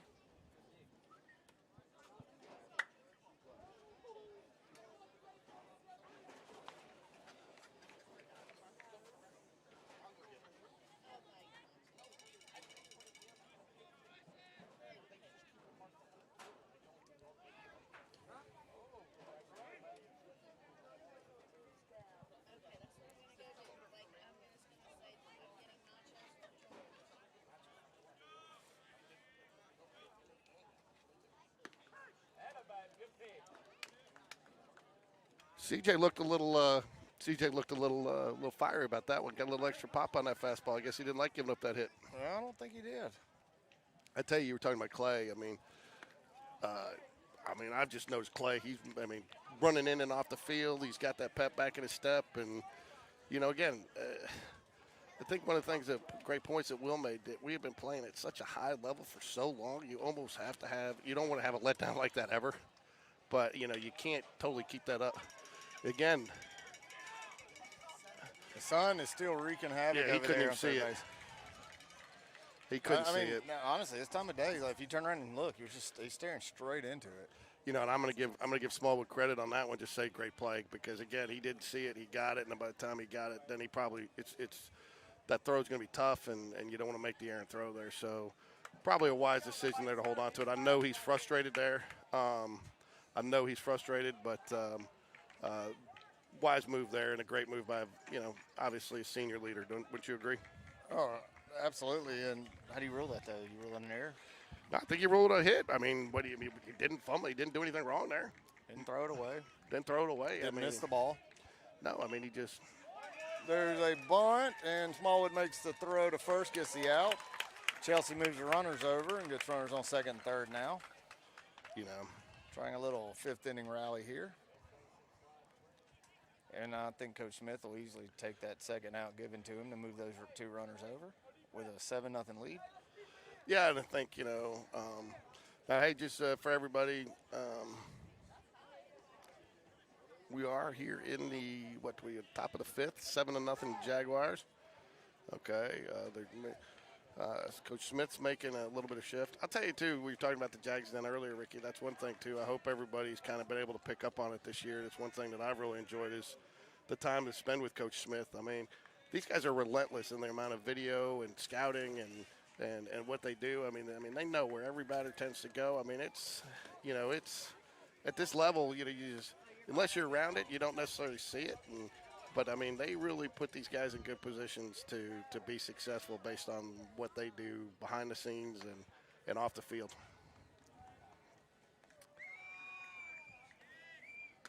Did I stump you with that one? No. I agree with you. Sorry, I should have said that. But all right, we're going to get another Dunn mound visit. Did you like the Wisdom with Dunn video I sent you today? I haven't watched it yet. Sorry, I had a busy day. I've got a job, George. It took was done visiting the mound, and then I took the Oh, I scene know, from, I did see it. Yeah, I took the scene never from mind, never Bull mind. Yeah. No, I did see that. where they're trying to figure out the wedding presents. So. Yeah. So. No. I did see that, and I can never get. Can never get enough Bull Durham. I can never get too much Bull Durham. So. Well, that one from Trussville, the way he was moving his hands and they were talking, it was.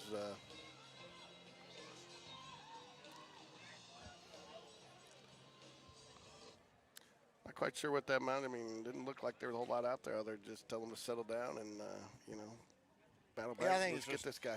Trying to get him back into his rhythm and.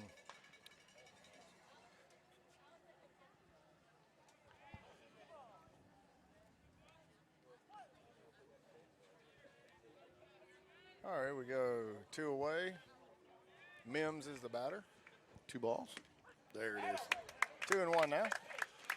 Another, it's an unofficial stat, but another done visit followed by a strike.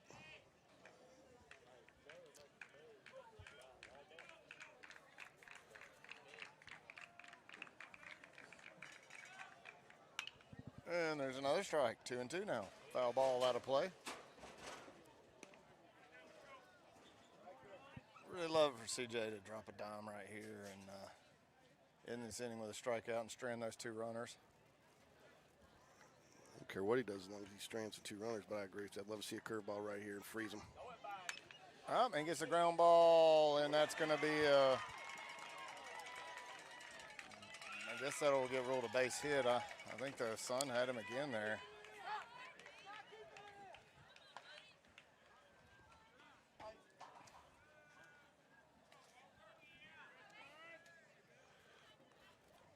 All right, there ends the shutout now, 7-1. And, I mean, that sun is brutal, and I mean, and I think it's gotten in a little. Is that maybe just a little bit over there? I think everybody here is. All right, so the game changer kids ruled that a hit. Again, I think he's backpedaling. I mean, again, I don't know what you do there, but and I don't even know if he saw it. He didn't really get his glove even on it, you know. No, I think it was a pretty catchable ball, but if he lost it in the sun right away, that's why he was so slow getting over there to it. But well, again, you got to look at those two. They're almost been like little pop-ups because they've been little high choppers, you know. that one was a little different. It was a roller, like a kind of a slow roller that just looked like it was a routine ground ball, but again, I think he lost it again. Yeah. Tough day, though. Tough day, but. All right, the scoreboard guys ruled that another error. A big swing and a miss by Thomas, who's the batter. Personally, I think TJ's just going to say, I'm going to take care of this one myself here. 1-2. Let me guess, you'd like to see a curveball here? No, I'd like to see whatever's going to get by this guy. There it was, and he gets a hit. Burke boots it, and that'll score another run, and there's a hard to call that an error, but it is.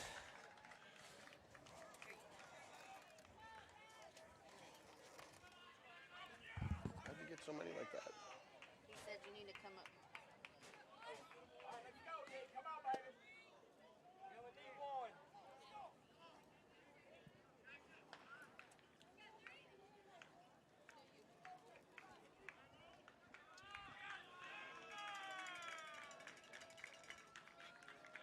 Morgan's the batter. Ooh, good pitch there. Gets called a ball.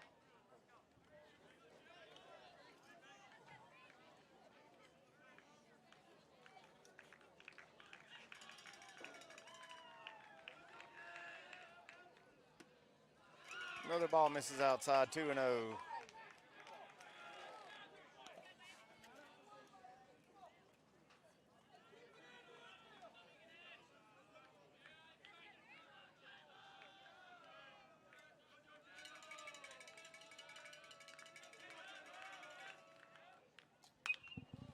A foul ball out of play. 2-1 now.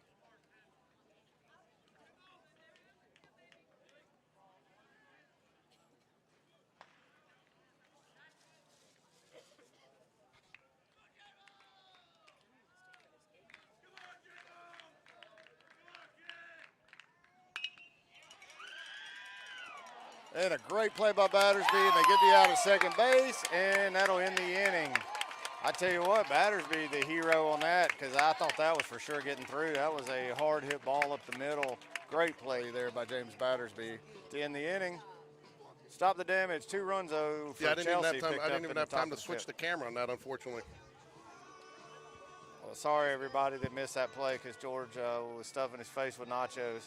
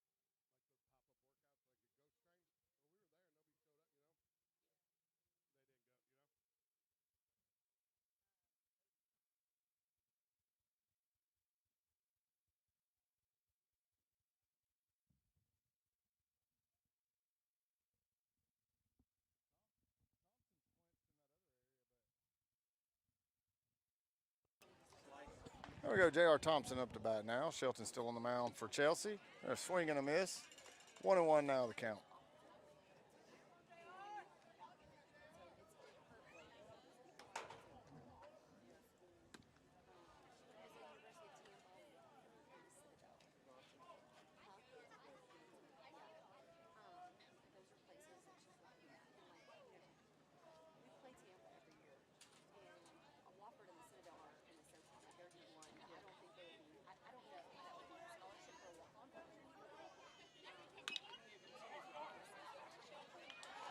Oh, JR's going to reach on that.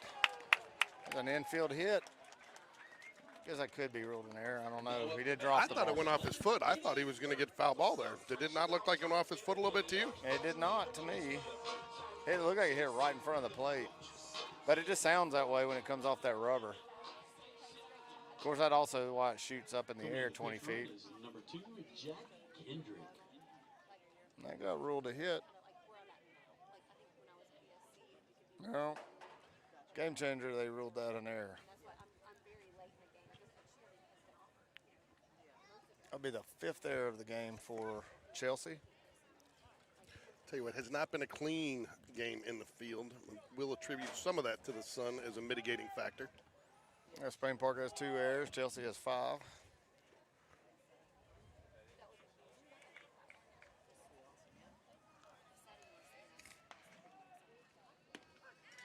Curveball in for a called strike to Burke. Count 0-1.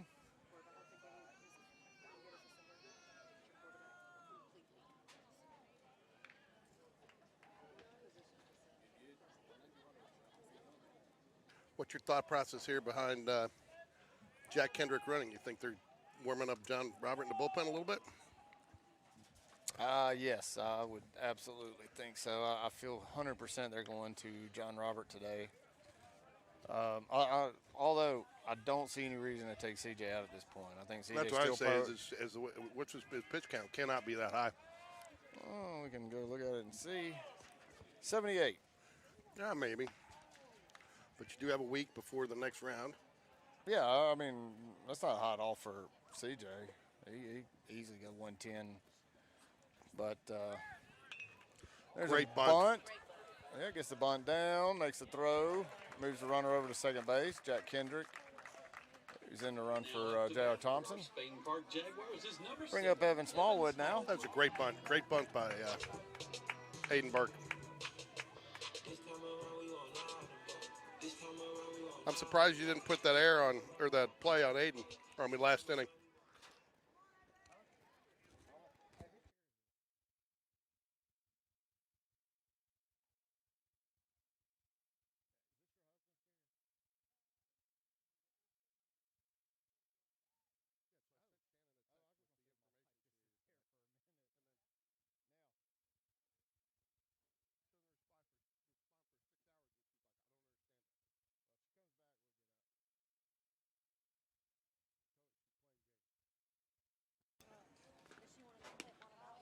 Smallwood takes a pitch outside, 2-0.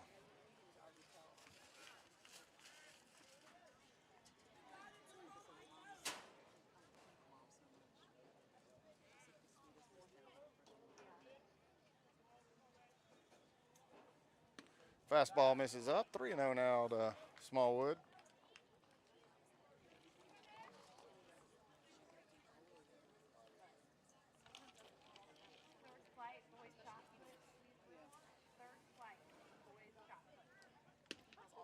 Called strike. That was below the knee there. Shelton coming up on 70 pitches. He's a second pitcher for them. I know.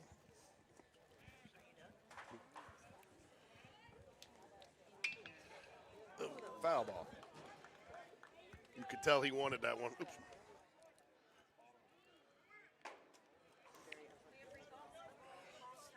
Full count now. 1 out.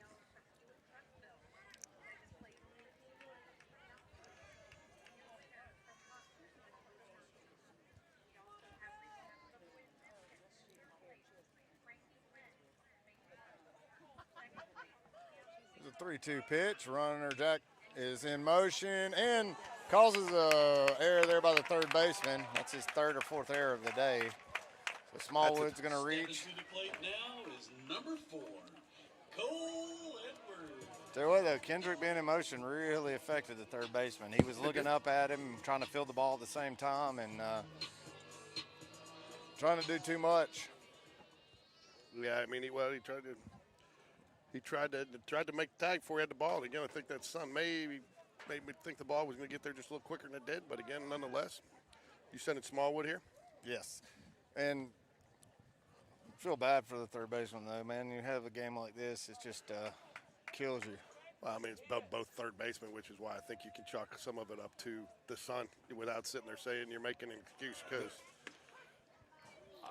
I mean, I'm not going to lie, though. This guy's made 3 throwing errors to first base. no, on that's balls true. he fielded, That is so true. That is true. Those were not sun-related. That was not sun-related. He's No. having a really bad day. No, he is. I see what you're saying. But Smallwoods, I definitely think Sun-related. I mean, those were high hoppers, and I mean, you could clearly tell yeah. he lost them.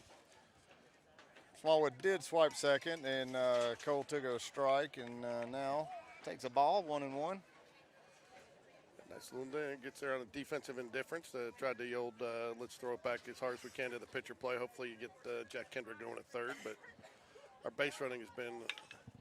Oh, there's a foul ball. Get out of play, get out of play, get out of play. Nobody. Oh, what a catch by the first baseman. The runner tagged on third and scored.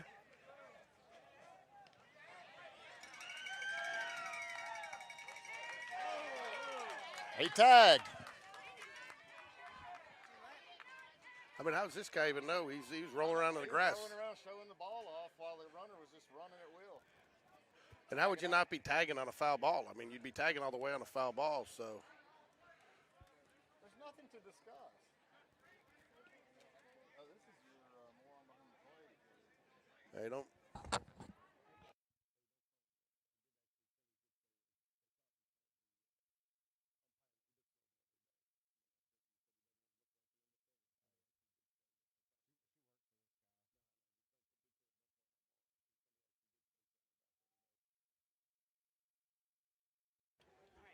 I'm not sure what they're discussing. I mean, you would be tagging there the whole way. Yeah, I mean, it was clearly a tag, and I guess while their coach and everybody else were so enamored with the great catch, which it was a great catch, but while he's rolling around, he completely forgot there's runners on base who can tag on a caught foul ball. Just wonder why. I mean, Evan Smallwood, though, with all that going on, probably should have tagged there as well. But I mean, Well, I won't. But you got. I mean, you're so focused on what's going on there at home. But I don't have a problem with that. So, but yeah, as Jack Kendrick, slid into home, I looked up and Will was yelling at Smallwood like, "What are you doing?" Yeah. And so But nonetheless, 2 outs. Not a.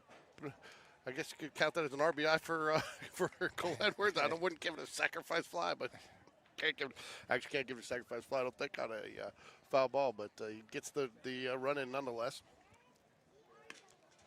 But great heads up base running there by Jack Kendrick and Coach Smith to send him there. I'm not sure what the first baseman was doing. I mean, he had a great catch by him, but he was on the ground for a good bit.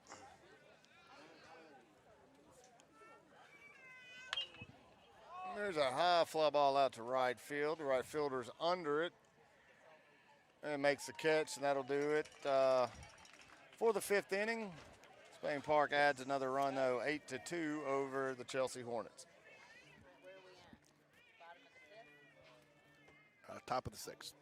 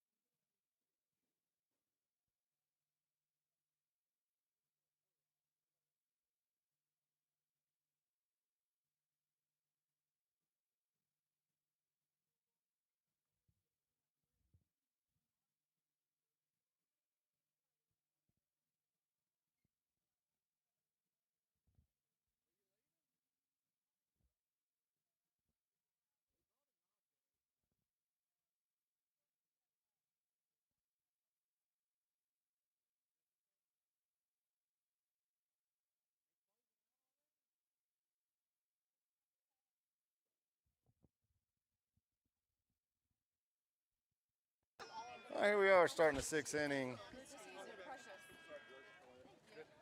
Gross still on the mound. Misses with a high fastball, 1-0. You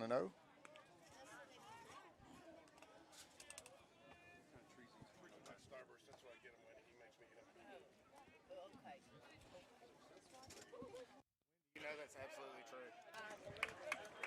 There's a strike, 1-1 now. So were they just? I just closed out. Foul ball off Clay's face mask, and you're going to jog back and get that one, maybe shake that one off a little bit. 1-2 is the count. This is the first baseman, Brown. You got a final in that Trustful game yet?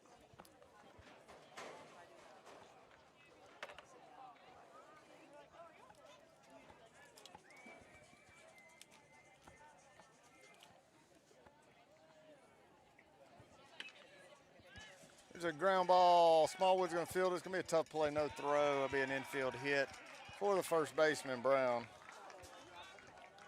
No final. It is 8-3 Hewitt Trustful in the top of the 7th inning, George.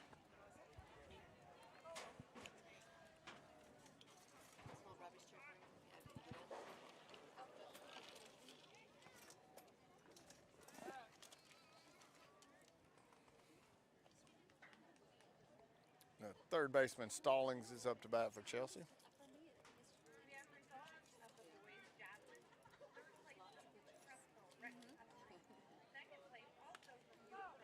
Foul ball.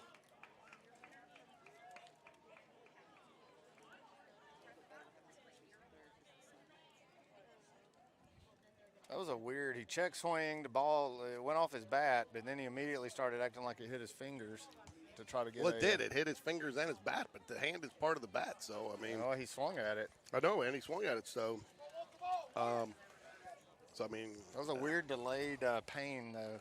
But I don't know how you, I mean, I don't know. Those just.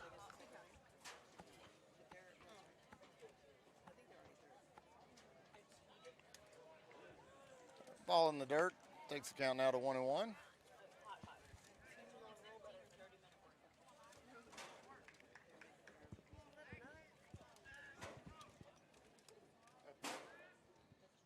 Oh. Called strike. 1-2 now. Batter didn't like that. I'm not sure what he didn't like about it, though. It looked pretty good from here. Well, the outside corner. It might have been a couple inches off, but, I mean, I haven't seen any of these umpires that have strict MLB strike zones. There's a curveball in the dirt, 2-2 now.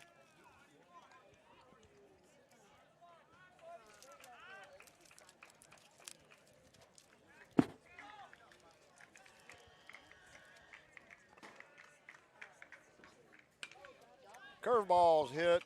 Burke boots it. There's another error. You did this. I did.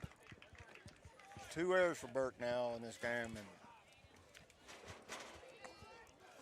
Yeah, the only thing I'm going to say about that, I mean, there hasn't been a ball over there that hasn't really been a tough play. A slow roller, yeah. a high hopper, you know, I mean, he's running it's in super tough play, and I think Burke spoiled us because for probably about the last 15 or so games, he's been flawless on even the really tough plays. You know what I mean? That's just a tough play, and he's running, he's trying to make it, and you're looking in that sun. And, I mean, again, I'm not trying to put it all on the sun, but, I mean, there hasn't been a routine ground ball over there all day.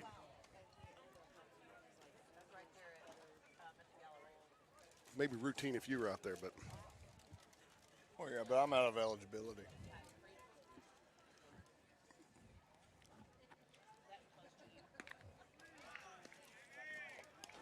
Fastball misses up and out. And I think you got to be careful here, though. You got nobody out, man on first and second. I think they may make a switch here. CJ doesn't love it, but I think he knows. I think everybody's kind of feeling it. I think he's, you know, that's one thing I asked about Coach Smith in that last game. He said they just felt like there's a period where they feel like CJ kind of runs out of gas. And I guess that's where he's got a traditional miss. And nice round of applause for CJ.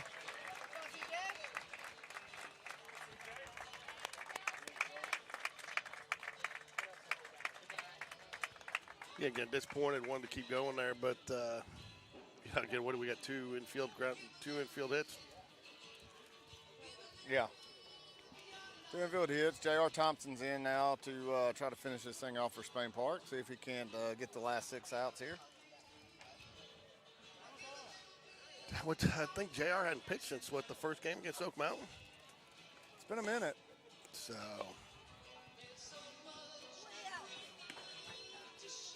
I think this is a good move, though. I think after that last miss high, I think again, a lot of coaches don't make a lot of coaches won't make the switch until the at bat's over, and I think that's one thing that Coach Smith did that's nice. There is go ahead and get him out, and rather than take the chance of loading those bases there. Trussville has extended their lead out to 9-3 now here in the top of the 7th inning. What did you say about Oak Mountain this year? Because I think at the beginning of the year, with some of the pitching they had, I think a lot of people expected them to make a run. It looks like they're going to go 1-5 more than likely in area play. Did things happen over there or do you think it was maybe they? Well, I mean, I didn't get to see them play a lot, but I think their record's definitely below what people were expecting out of them this year, especially having one of the top pitchers in the state on their staff. And Heiberger's won a lot of his games. I know we beat him, but he didn't make it easy. But it's probably premature to say this based off the couple of games I've seen them this year. I feel like from a coaching standpoint, they're a little bit wild out there. They're not very disciplined. We saw them run through a couple of stop signs at third base and just kind of do what they want to do. It's true, and it did get them out of an inning there in a close ball game. Yeah, when they ran through that stop sign. So, excellent point.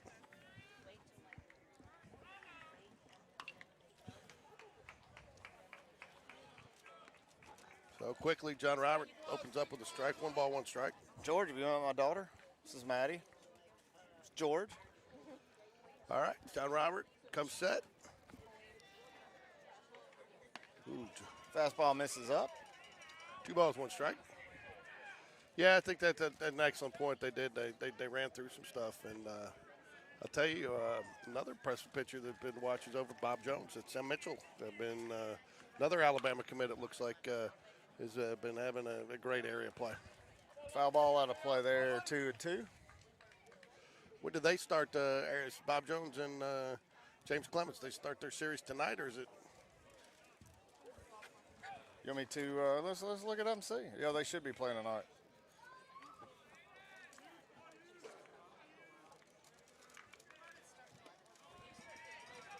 All right, 3 balls, 2 strikes.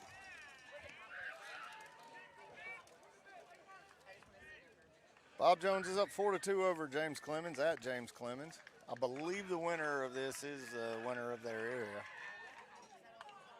Another foul ball. He's hanging tough here. Hughes is the batter. The pinch hitter. Yeah. 3 balls, 2 strikes.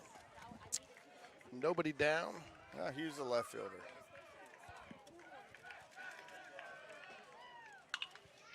There's a base hit, and that's going to score a run. Now they hold him at third base. Oh.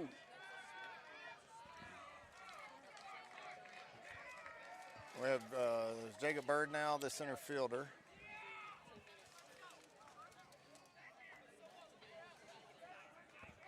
Jacob Tobias will remain at the designated hitter. Jacob Bird and gets Bird's spot there. Bird enters the game in Gross's position. All right. Bases loaded, nobody down.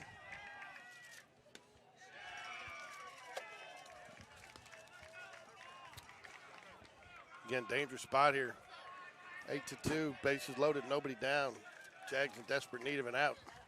Bases loaded with Craven up. There's a swing and a miss.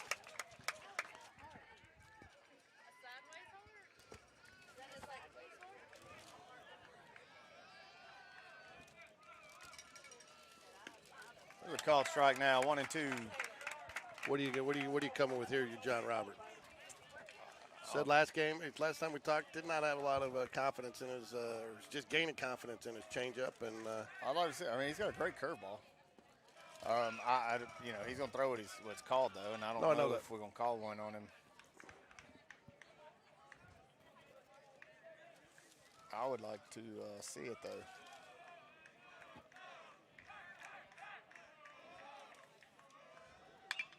And there is a fastball hit and a ground out to first base. Cole Edwards makes the play, one away.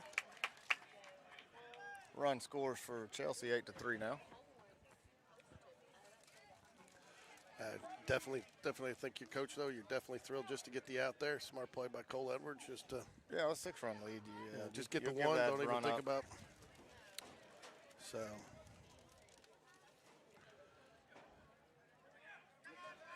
You are starting to hear some noise, though, out of the Chelsea dugout. They are starting to get a little chatter. So gross finish with 5 innings, 5 hits, 3 runs, only 1 earned, 1 walk, and 2 strikeouts. The strikeout number is a little bit low. This is a good hitting team, though. There's a curveball, got him come out of the top of his hand a little bit, didn't get over it. Yeah, that's why I was asking earlier, pitch before. It seems like a couple times that we watched John Robert pitch, it takes him a little bit to get that curveball, that snap going on it. Then he will leave it up a little bit like that. Fastball's working for him right now against Mormon. I'd call it again right here just because he needs to throw it. You're heading the count, so if he doesn't get it over, nothing hurt. No, I agree. This is where you do throw it. He's going to need it. Your only risk there is, if you do put one in the dirt, but Pop up to Smallwood at third base, makes the catch, and there's 2 away now. No run or score. That's as good as anything you could do. yeah. You get out of here with just 1 run coming in. Nobody, again, I think you're thrilled as the coaching staff. Go put it on, and let's close it out in the 7th. What do you think? How do you like that those directions right there? Just go tell Will. Let him know. I smell vodka. Easy now. I don't know. Not from here. I thought you might have started sweating or something. No. All right, so 2 outs here. 8-3. Scoreboard has the Jags with 7 hits. Chelsea with 5. Ooh, that was a low one. We hadn't had that called all day. I think Clay did a nice job of helping out with that one. I think Clay brought it back up just a little bit, and umpire saw it and gave him the strike. I'm going to give Clay some credit there for framing that one. Not going to get it there, though. 2 balls, 1 strike. You can tell the coach staff looks to be, from our vantage point, getting a little frustrated here that not finishing it up, I'm sure, like they would have liked us to, and really like to see a little tighter, cleaner finish here. That's all right. He's trying to make good pitches. McNeil's a dangerous hitter. This is probably the best player on this Chelsea team, at least at the plate. I feel like he's reached just about every time. I know he reached maybe all but once on Tuesday. He's over 2 tonight, though. Well, not many people did get. Call strike now, 3-2. Send the runners here. Oh, yeah. Why not? I'm just waiting to see if you paid attention. You don't send the runners. There's nobody on first base. Doesn't matter. Go ahead and send them, George. I just wanted to see if you're paying attention. I was not. Let's pay a little bit of attention.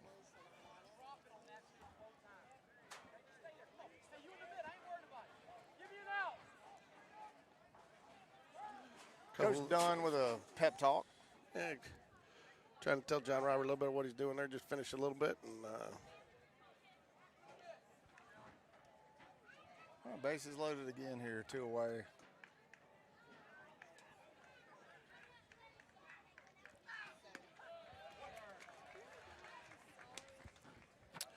Ricky, I like this camera position much better where we get it, but we still have just a little bit, just like a 1 flag gap out there now left center field. But fortunately, that seems to be less of the miss, and then, of course, right down in that. There's quickly 2 strikes, 0-2. Now, this is where right now, go with the high fastball. You've got him reeling. He's knowing he's getting 1-2 feet outside. You surprise him, come back with 1 up just below the letters. Oh, curve. Oh, I don't know where that curveball missed, but it was a good-looking pitch right there. Yeah, it was. Mims was definitely not looking for it. High fastball now. And got him with it that time. And Mims knew it. Just turned and immediately walked back to the dugout. Great pitch by J.R. Thompson.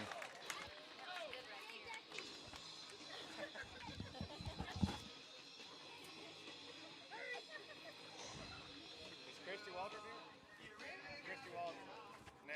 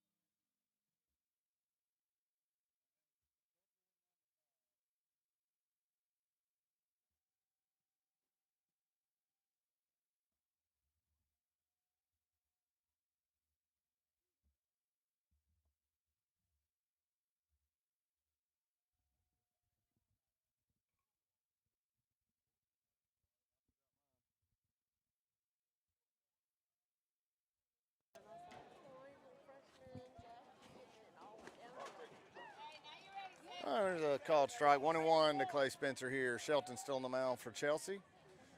Oak Mountain went down to Trussville tonight, George, 9-5.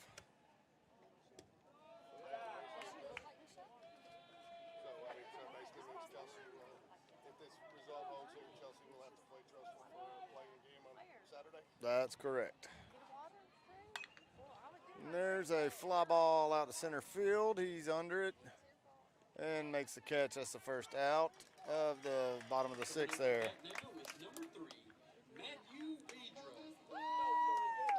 Weedre's up to bat. Matthew is had a nice hit in his last at bat. He's 2 for 3 today. About that, Weedre 2 for 3. It's nice to see him back on the roll. There's another hard hit ball, and that's going to be in the gap, I think. Yes, sir. That's going to be another double for Weedre. There he is, opposite field again. He's just regular Oppo. Now up to bat is number 18, James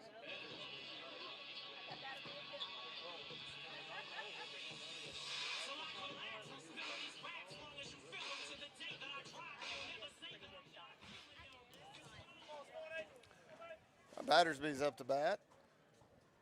One away. Down. That's 2 in the gap, right in that right center or left center gap today. And Matthew's been actually listening to me. He actually has found put it in play to where I You've can been giving him actually hitting lessons? Well, I've just been telling him to quit hitting it in the dead spots of the camera so we can actually get it. I got you. It's always about you, George. There's a high strike. I mean, they're the ones who always ask me, did you get my home run? Did you hit it where the camera can see it? James Battersby's been playing great, and even I think he flew out last minute. It still was a very hard hit. It had a hard hit ball. Oh, boy, that's 2 in a row across the letters. It has not been a strike at all today. Frustrating, but now you know he's going to call Does it. Chelsea have 6 errors? Yes. Jeez. 9 combined errors in this game. Just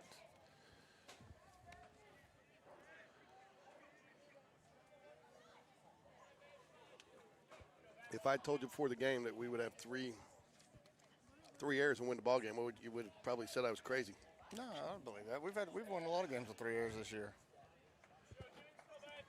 Especially if you had told me that Chelsea would have 6.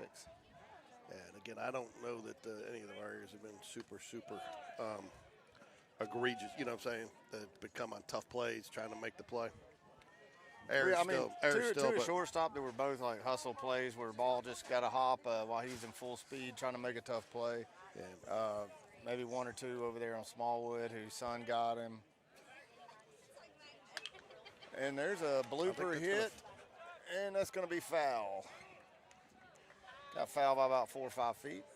Yeah, I thought that one might fall, but it just kept on drifting on him. If it would have fell, that's probably going to be 2 bases there for Battersby. A little surprised to see. I guess he knew he had no chance at it because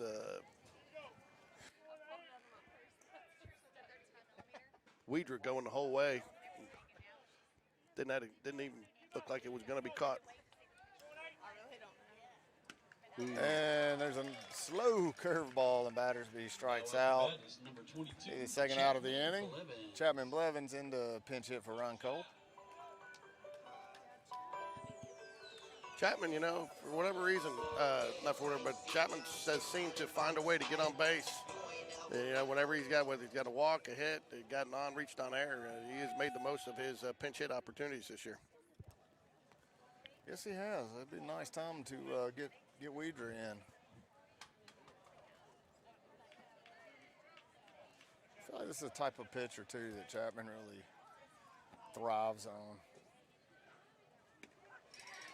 I wish he would have thrived on that non-breaking, slow curveball down the middle. Those hanging curves we are not doing anything with.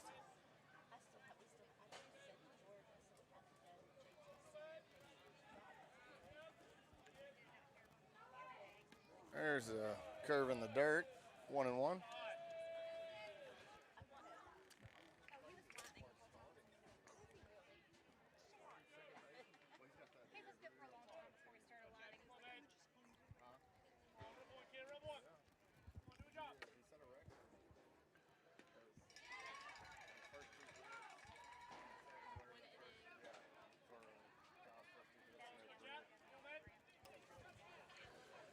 One ball, 2 strikes. Love to get this run and get the one back.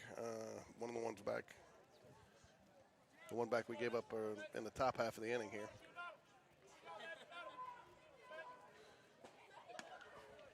Good take. Yeah, great take. 2-2 now. Curveball missed high. Shelton's struggling a little bit to really get over the top of that curveball, and it's hanging pretty bad. Yeah, he's pretty deep into this game, though. He's got to be up over 90 pitches now, isn't he? 92.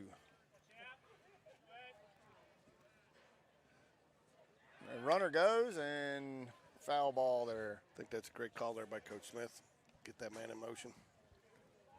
Might have been a hit and run because that pitch was pretty far up in the zone. Yeah, like 2 strikes there, probably. Well, watching Battersby have 2 called that were up around his neck.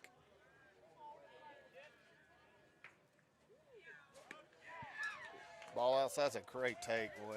You watch Blevins' head go down, watch it across the plate.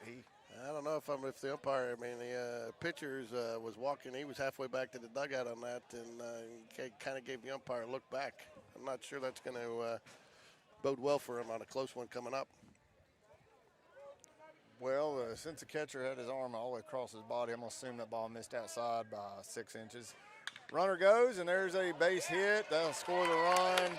Great time for a hit and run right there. Well executed. Good job by Chapman Blevins. Come in and get an RBI on a base hit. Now up to bat, number 14, John Robert Thompson. Well, now, Jaguars.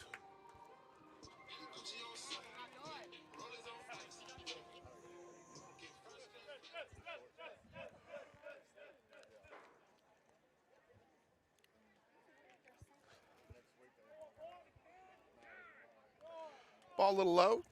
1-0. John Robert Thompson. Ooh. Not sure what happened there. Chapman Blevins just took second there. Did you see him jogging? Oh, he got a balk? I didn't see the balk. Okay. JR with the base hit. And we're going to send Blevins. There's going to be no play at the plate. Wow. How about JR helping himself out there? Yeah, I did not see the balk there. So that makes it 10-3 now, Jaguars. Great time for a base hit there by John Robert. And as we like to say, the pitcher helps himself there. It's awfully nice when the pitcher can help himself. And that's two two-out runs that we've gotten there, Ricky.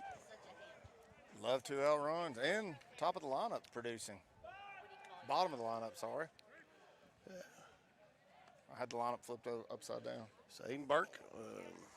Yep, Burke's up to bat. Great. 2 away. Aiden had a great bunt on his last at bat. Sam Waldrop's in to run for J.R. Thompson.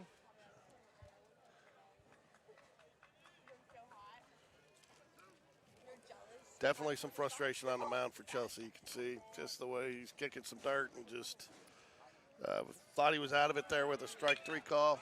Sam's in motion, and it's a high fly ball out to left field, and he makes the catch.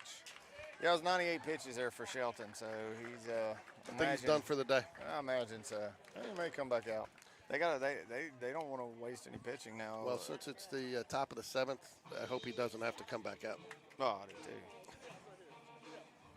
It's not the top of it's going in. It's 6 ended. I mean, Top of the 7th now. yeah. Yeah, I hope he doesn't come back out. I see what you're saying, George. Sorry. A little slow. You are a little slow today. Schedule anything.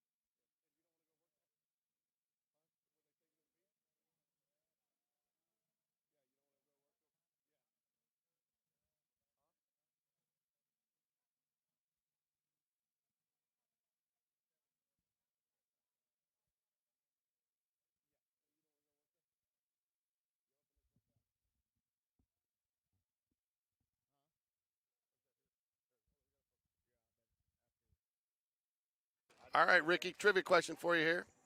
All right. When was the Jags' last area championship? 2012. Okay, there you go. So 3 outs away from an area championship here. Already clinched a playoff spot. It's going to get out of play here, foul ball. But I think it really means a lot to this group of seniors and this entire team to go ahead and be able to win this clinched area championship and host a couple playoff games at home. Because I know, again, since 2012, I think every time we have not had a home playoff game, and I just think for this group of seniors it'd be nice. So 3 outs away. But they did win it all in 2014, so as a runner-up in the area. Quickly 0-2. John Robert working from the windup here. Bob Jones did beat James Clemens, so that's going to get out of play. And the count's 0-2. Clay Spencer back to the ditch the all-black catcher's gear from Tuesday night. I'm be shocked if we see that again through the rest of the season. I like the baby blue. I do too.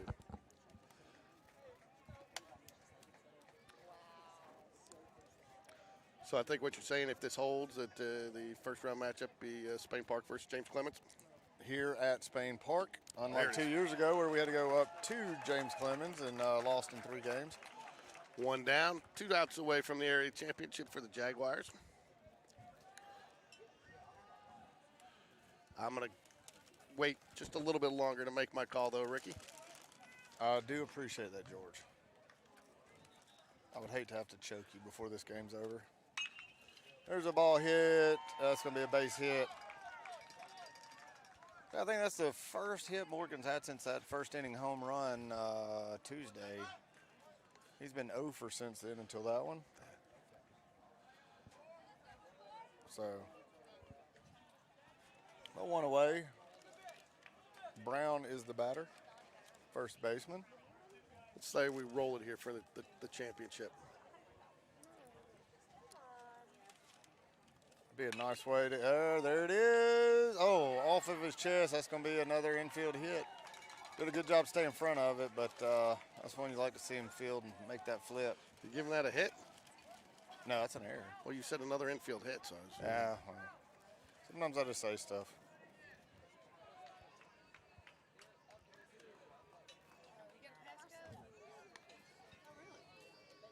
.413. several today.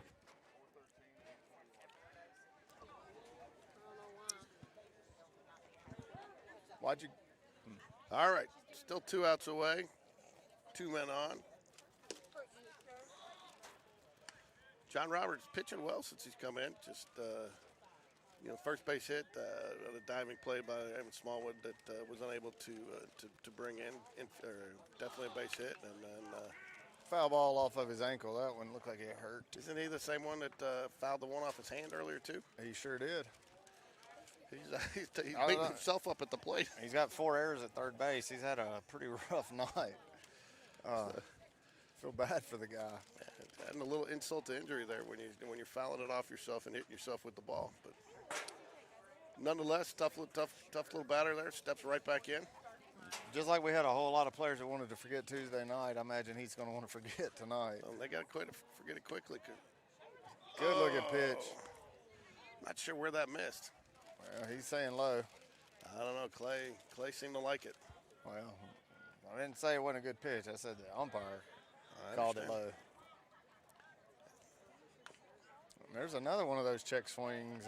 That one didn't get his hands, though.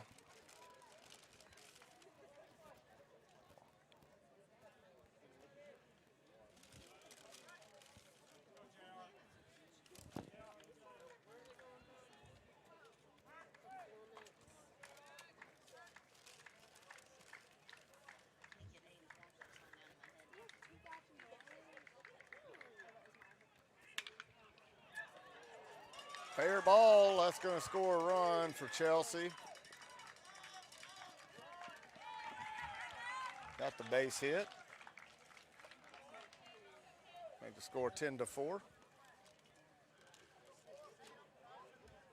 Coach Dunn going to go out there and talk about it. I guess he was just settle everybody down. I mean, 2 base hits in the inning and the 1 error, but Jags do have 1 out here, just 2 outs away from the championship. Hughes is the batter. 10 total errors in the game. Whew.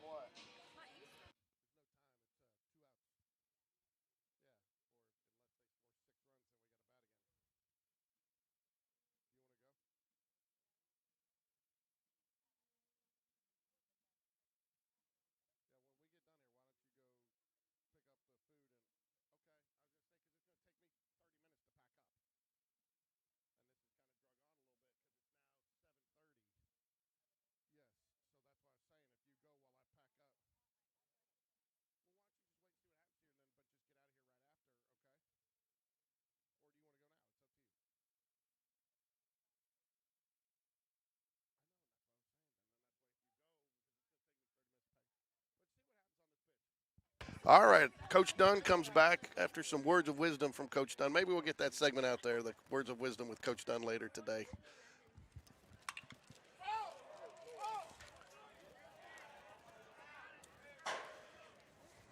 Foul ball 0-1. So another stays true. Coach Dunn visit to the mound, followed by a strike. Every time. So, all right, Ricky, let's close this out. I mean, again, you get that 10-4 now, and then just get a little comfortable. But let's just go ahead and put our foot on the gas here and drive this one home.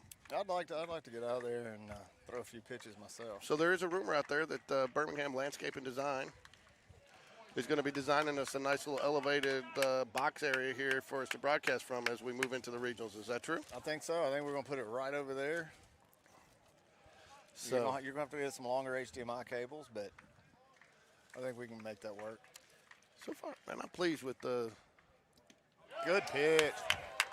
That'll be a strikeout. 2 away now.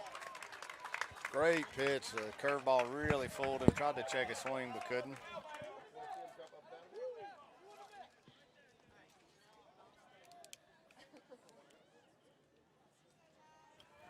All right, here we are. 1 out left. Who's at the plate, Ricky? We have Craven at the plate. Fouls it away.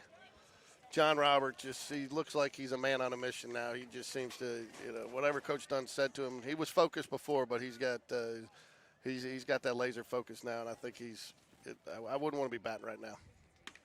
Ooh, I like that pitch. Unfortunately, he's pitching it to the smallest guy on the team, I think. I don't know if he's over 5 foot tall.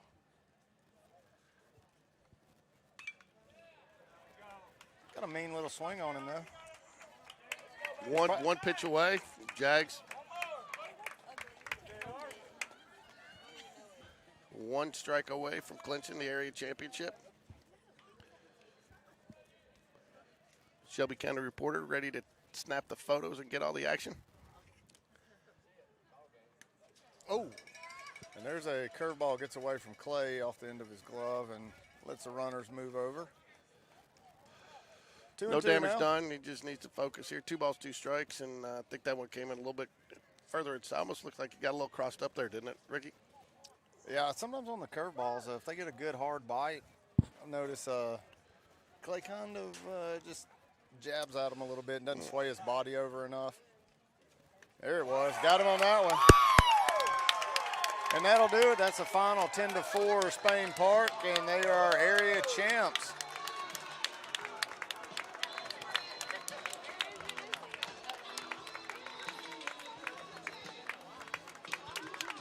Great to see for the Jags. CJ doing the CJ thing and lagging behind, not getting. Well, I'm going to give CJ player of the game. I don't have a problem with that at all. I thought he did a great job.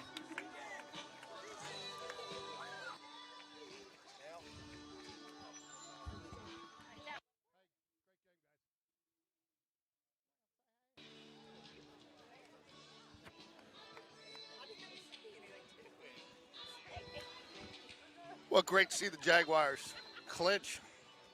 Gets to host area playoff or regional playoff game in a week next Friday. They'll have 2 games and then followed by an if needed game on that Saturday.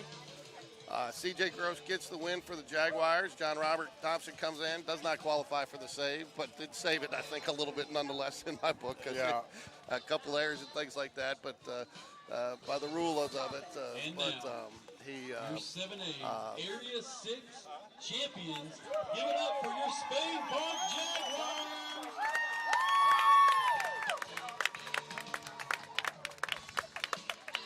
So, congratulations to this team. I mean, a lot of question marks, Ricky, to start the season. Again, talent was there, but how would it come together? I think Coach Smith mentioned it yesterday. What role would they find John Robert Thompson in? Would he be a starter? Would he be a closer? So, I like him as a closer for sure. I think this is the best role. I like our 2 starters right now.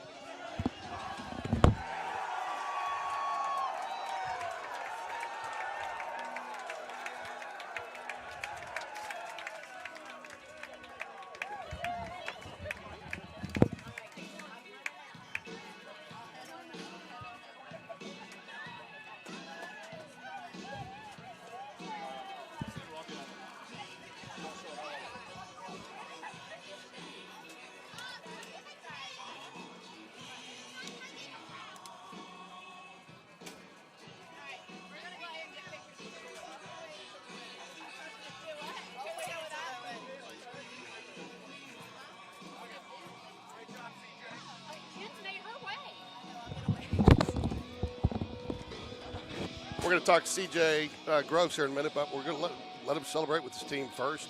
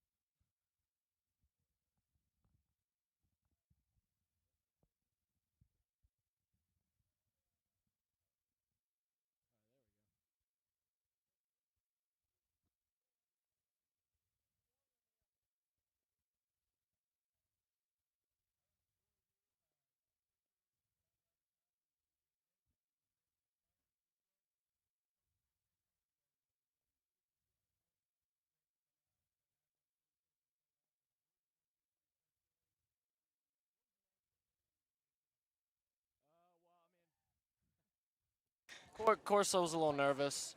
I mean, big game. You know, I was trying to make sure I was healed up. But coming into it, it's all about getting through the first inning. Once you get through that first inning, the first inning jitters, I kind of went on cruise control after that. So, John Robert, I think you talked about a little bit about this the other day with the sun and the sun today. CJ's sun kind of eating up the left side of that infield. Yeah. There was some that happened to both teams today. Some uncharacteristic errors, but I mean, it was something everybody had to contend with. But you never seemed to let any of that bother you. You just kept doing your job. So how do you kind of block shit out, just stay focused, and just face it one batter at a time? Well, I'm never gonna harp on my teammates for making a mistake. We're all gonna make mistakes. I know they're trying their best out there. As long as I'm doing my job, you know, we're chilling. All right. John Robert, big hit there in the first inning. Out there in the second inning, you kind of check swing, get it double down the line, but you kind of, and we got you laughing, kind of smiling all the way down. What were you thinking after you got that? Well, I mean, he threw an up and in pitch, and I thought I could get my barrel out, and I just swung, and it caught me kind of in the back of my swing, and I got the barrel to it. I just didn't ever finish that swing, and it just happened to go right over the first base bag and go for a double. So what do you guys are kind of in there together as you're making a switch? What do you say to him, CJ, as he's taking the ball from you to kind of close it out? I mean, I don't really have to say anything to him. He knows what to do. This is where he eats right here. So, and he clearly first one out of the dugout to congratulate him when he gets out of that inning. And I know, what does that mean, though? You got that same lift, that same support from the teammates here. What does that mean to the pitcher to have, you got 30 guys in there that you know have your back. So you're out there on the mound, you feel that with every pitch, you got 30 guys behind you. Oh yeah, 100%. I mean, you know how I am. I'm always beating myself up out there, and it feels good to come back in the dugout, have a little lift. John Robert, as a senior, you guys are taking on a lot of responsibility, not only through some of the highs and the lows, but also to bring a pretty heavily laden junior squad with you too. Not only to take the reins next year, but to fill some roles. So, is it kind of a little extra rewarding for you to not only as a senior, but to have done it with this group to win this area championship? Yeah, I mean, all these guys can play. They all got heart. That's the biggest thing, is just grinding out the game, and that's what we do well. So what's the difference? What's the story between the different gloves from outfield and pitcher? You like the switchy, you like the color, or just a little bit of luck, or just superstitious? I like the color, but my outfield glove is just a little bit too big to pitch on the mound, so the blue one's a little smaller. Well, you came in, you closed it out for your team. CJ put you in a great, CJ, GameDay Sports Radio Player of the Game. You set the tone, and congratulate you. I think get you a round of applause and a nice graphic as we go into the highlight video. But proud of both of you guys. You guys have really worked well. CJ, you've been somebody that this team can rely on, but it all starts over again next week. And so what are you looking forward to as we go into the regions? It looks like it'll be Bob Jones the way it shook out today. So what are you guys looking forward to next weekend? I'm just looking forward to see our bats continue to pick up. I mean, they've been solid all season, especially when I'm out there. I feel like I'm getting treated out there. It feels good, when you get the bats rolling. Just got to get healed up, ready for next week.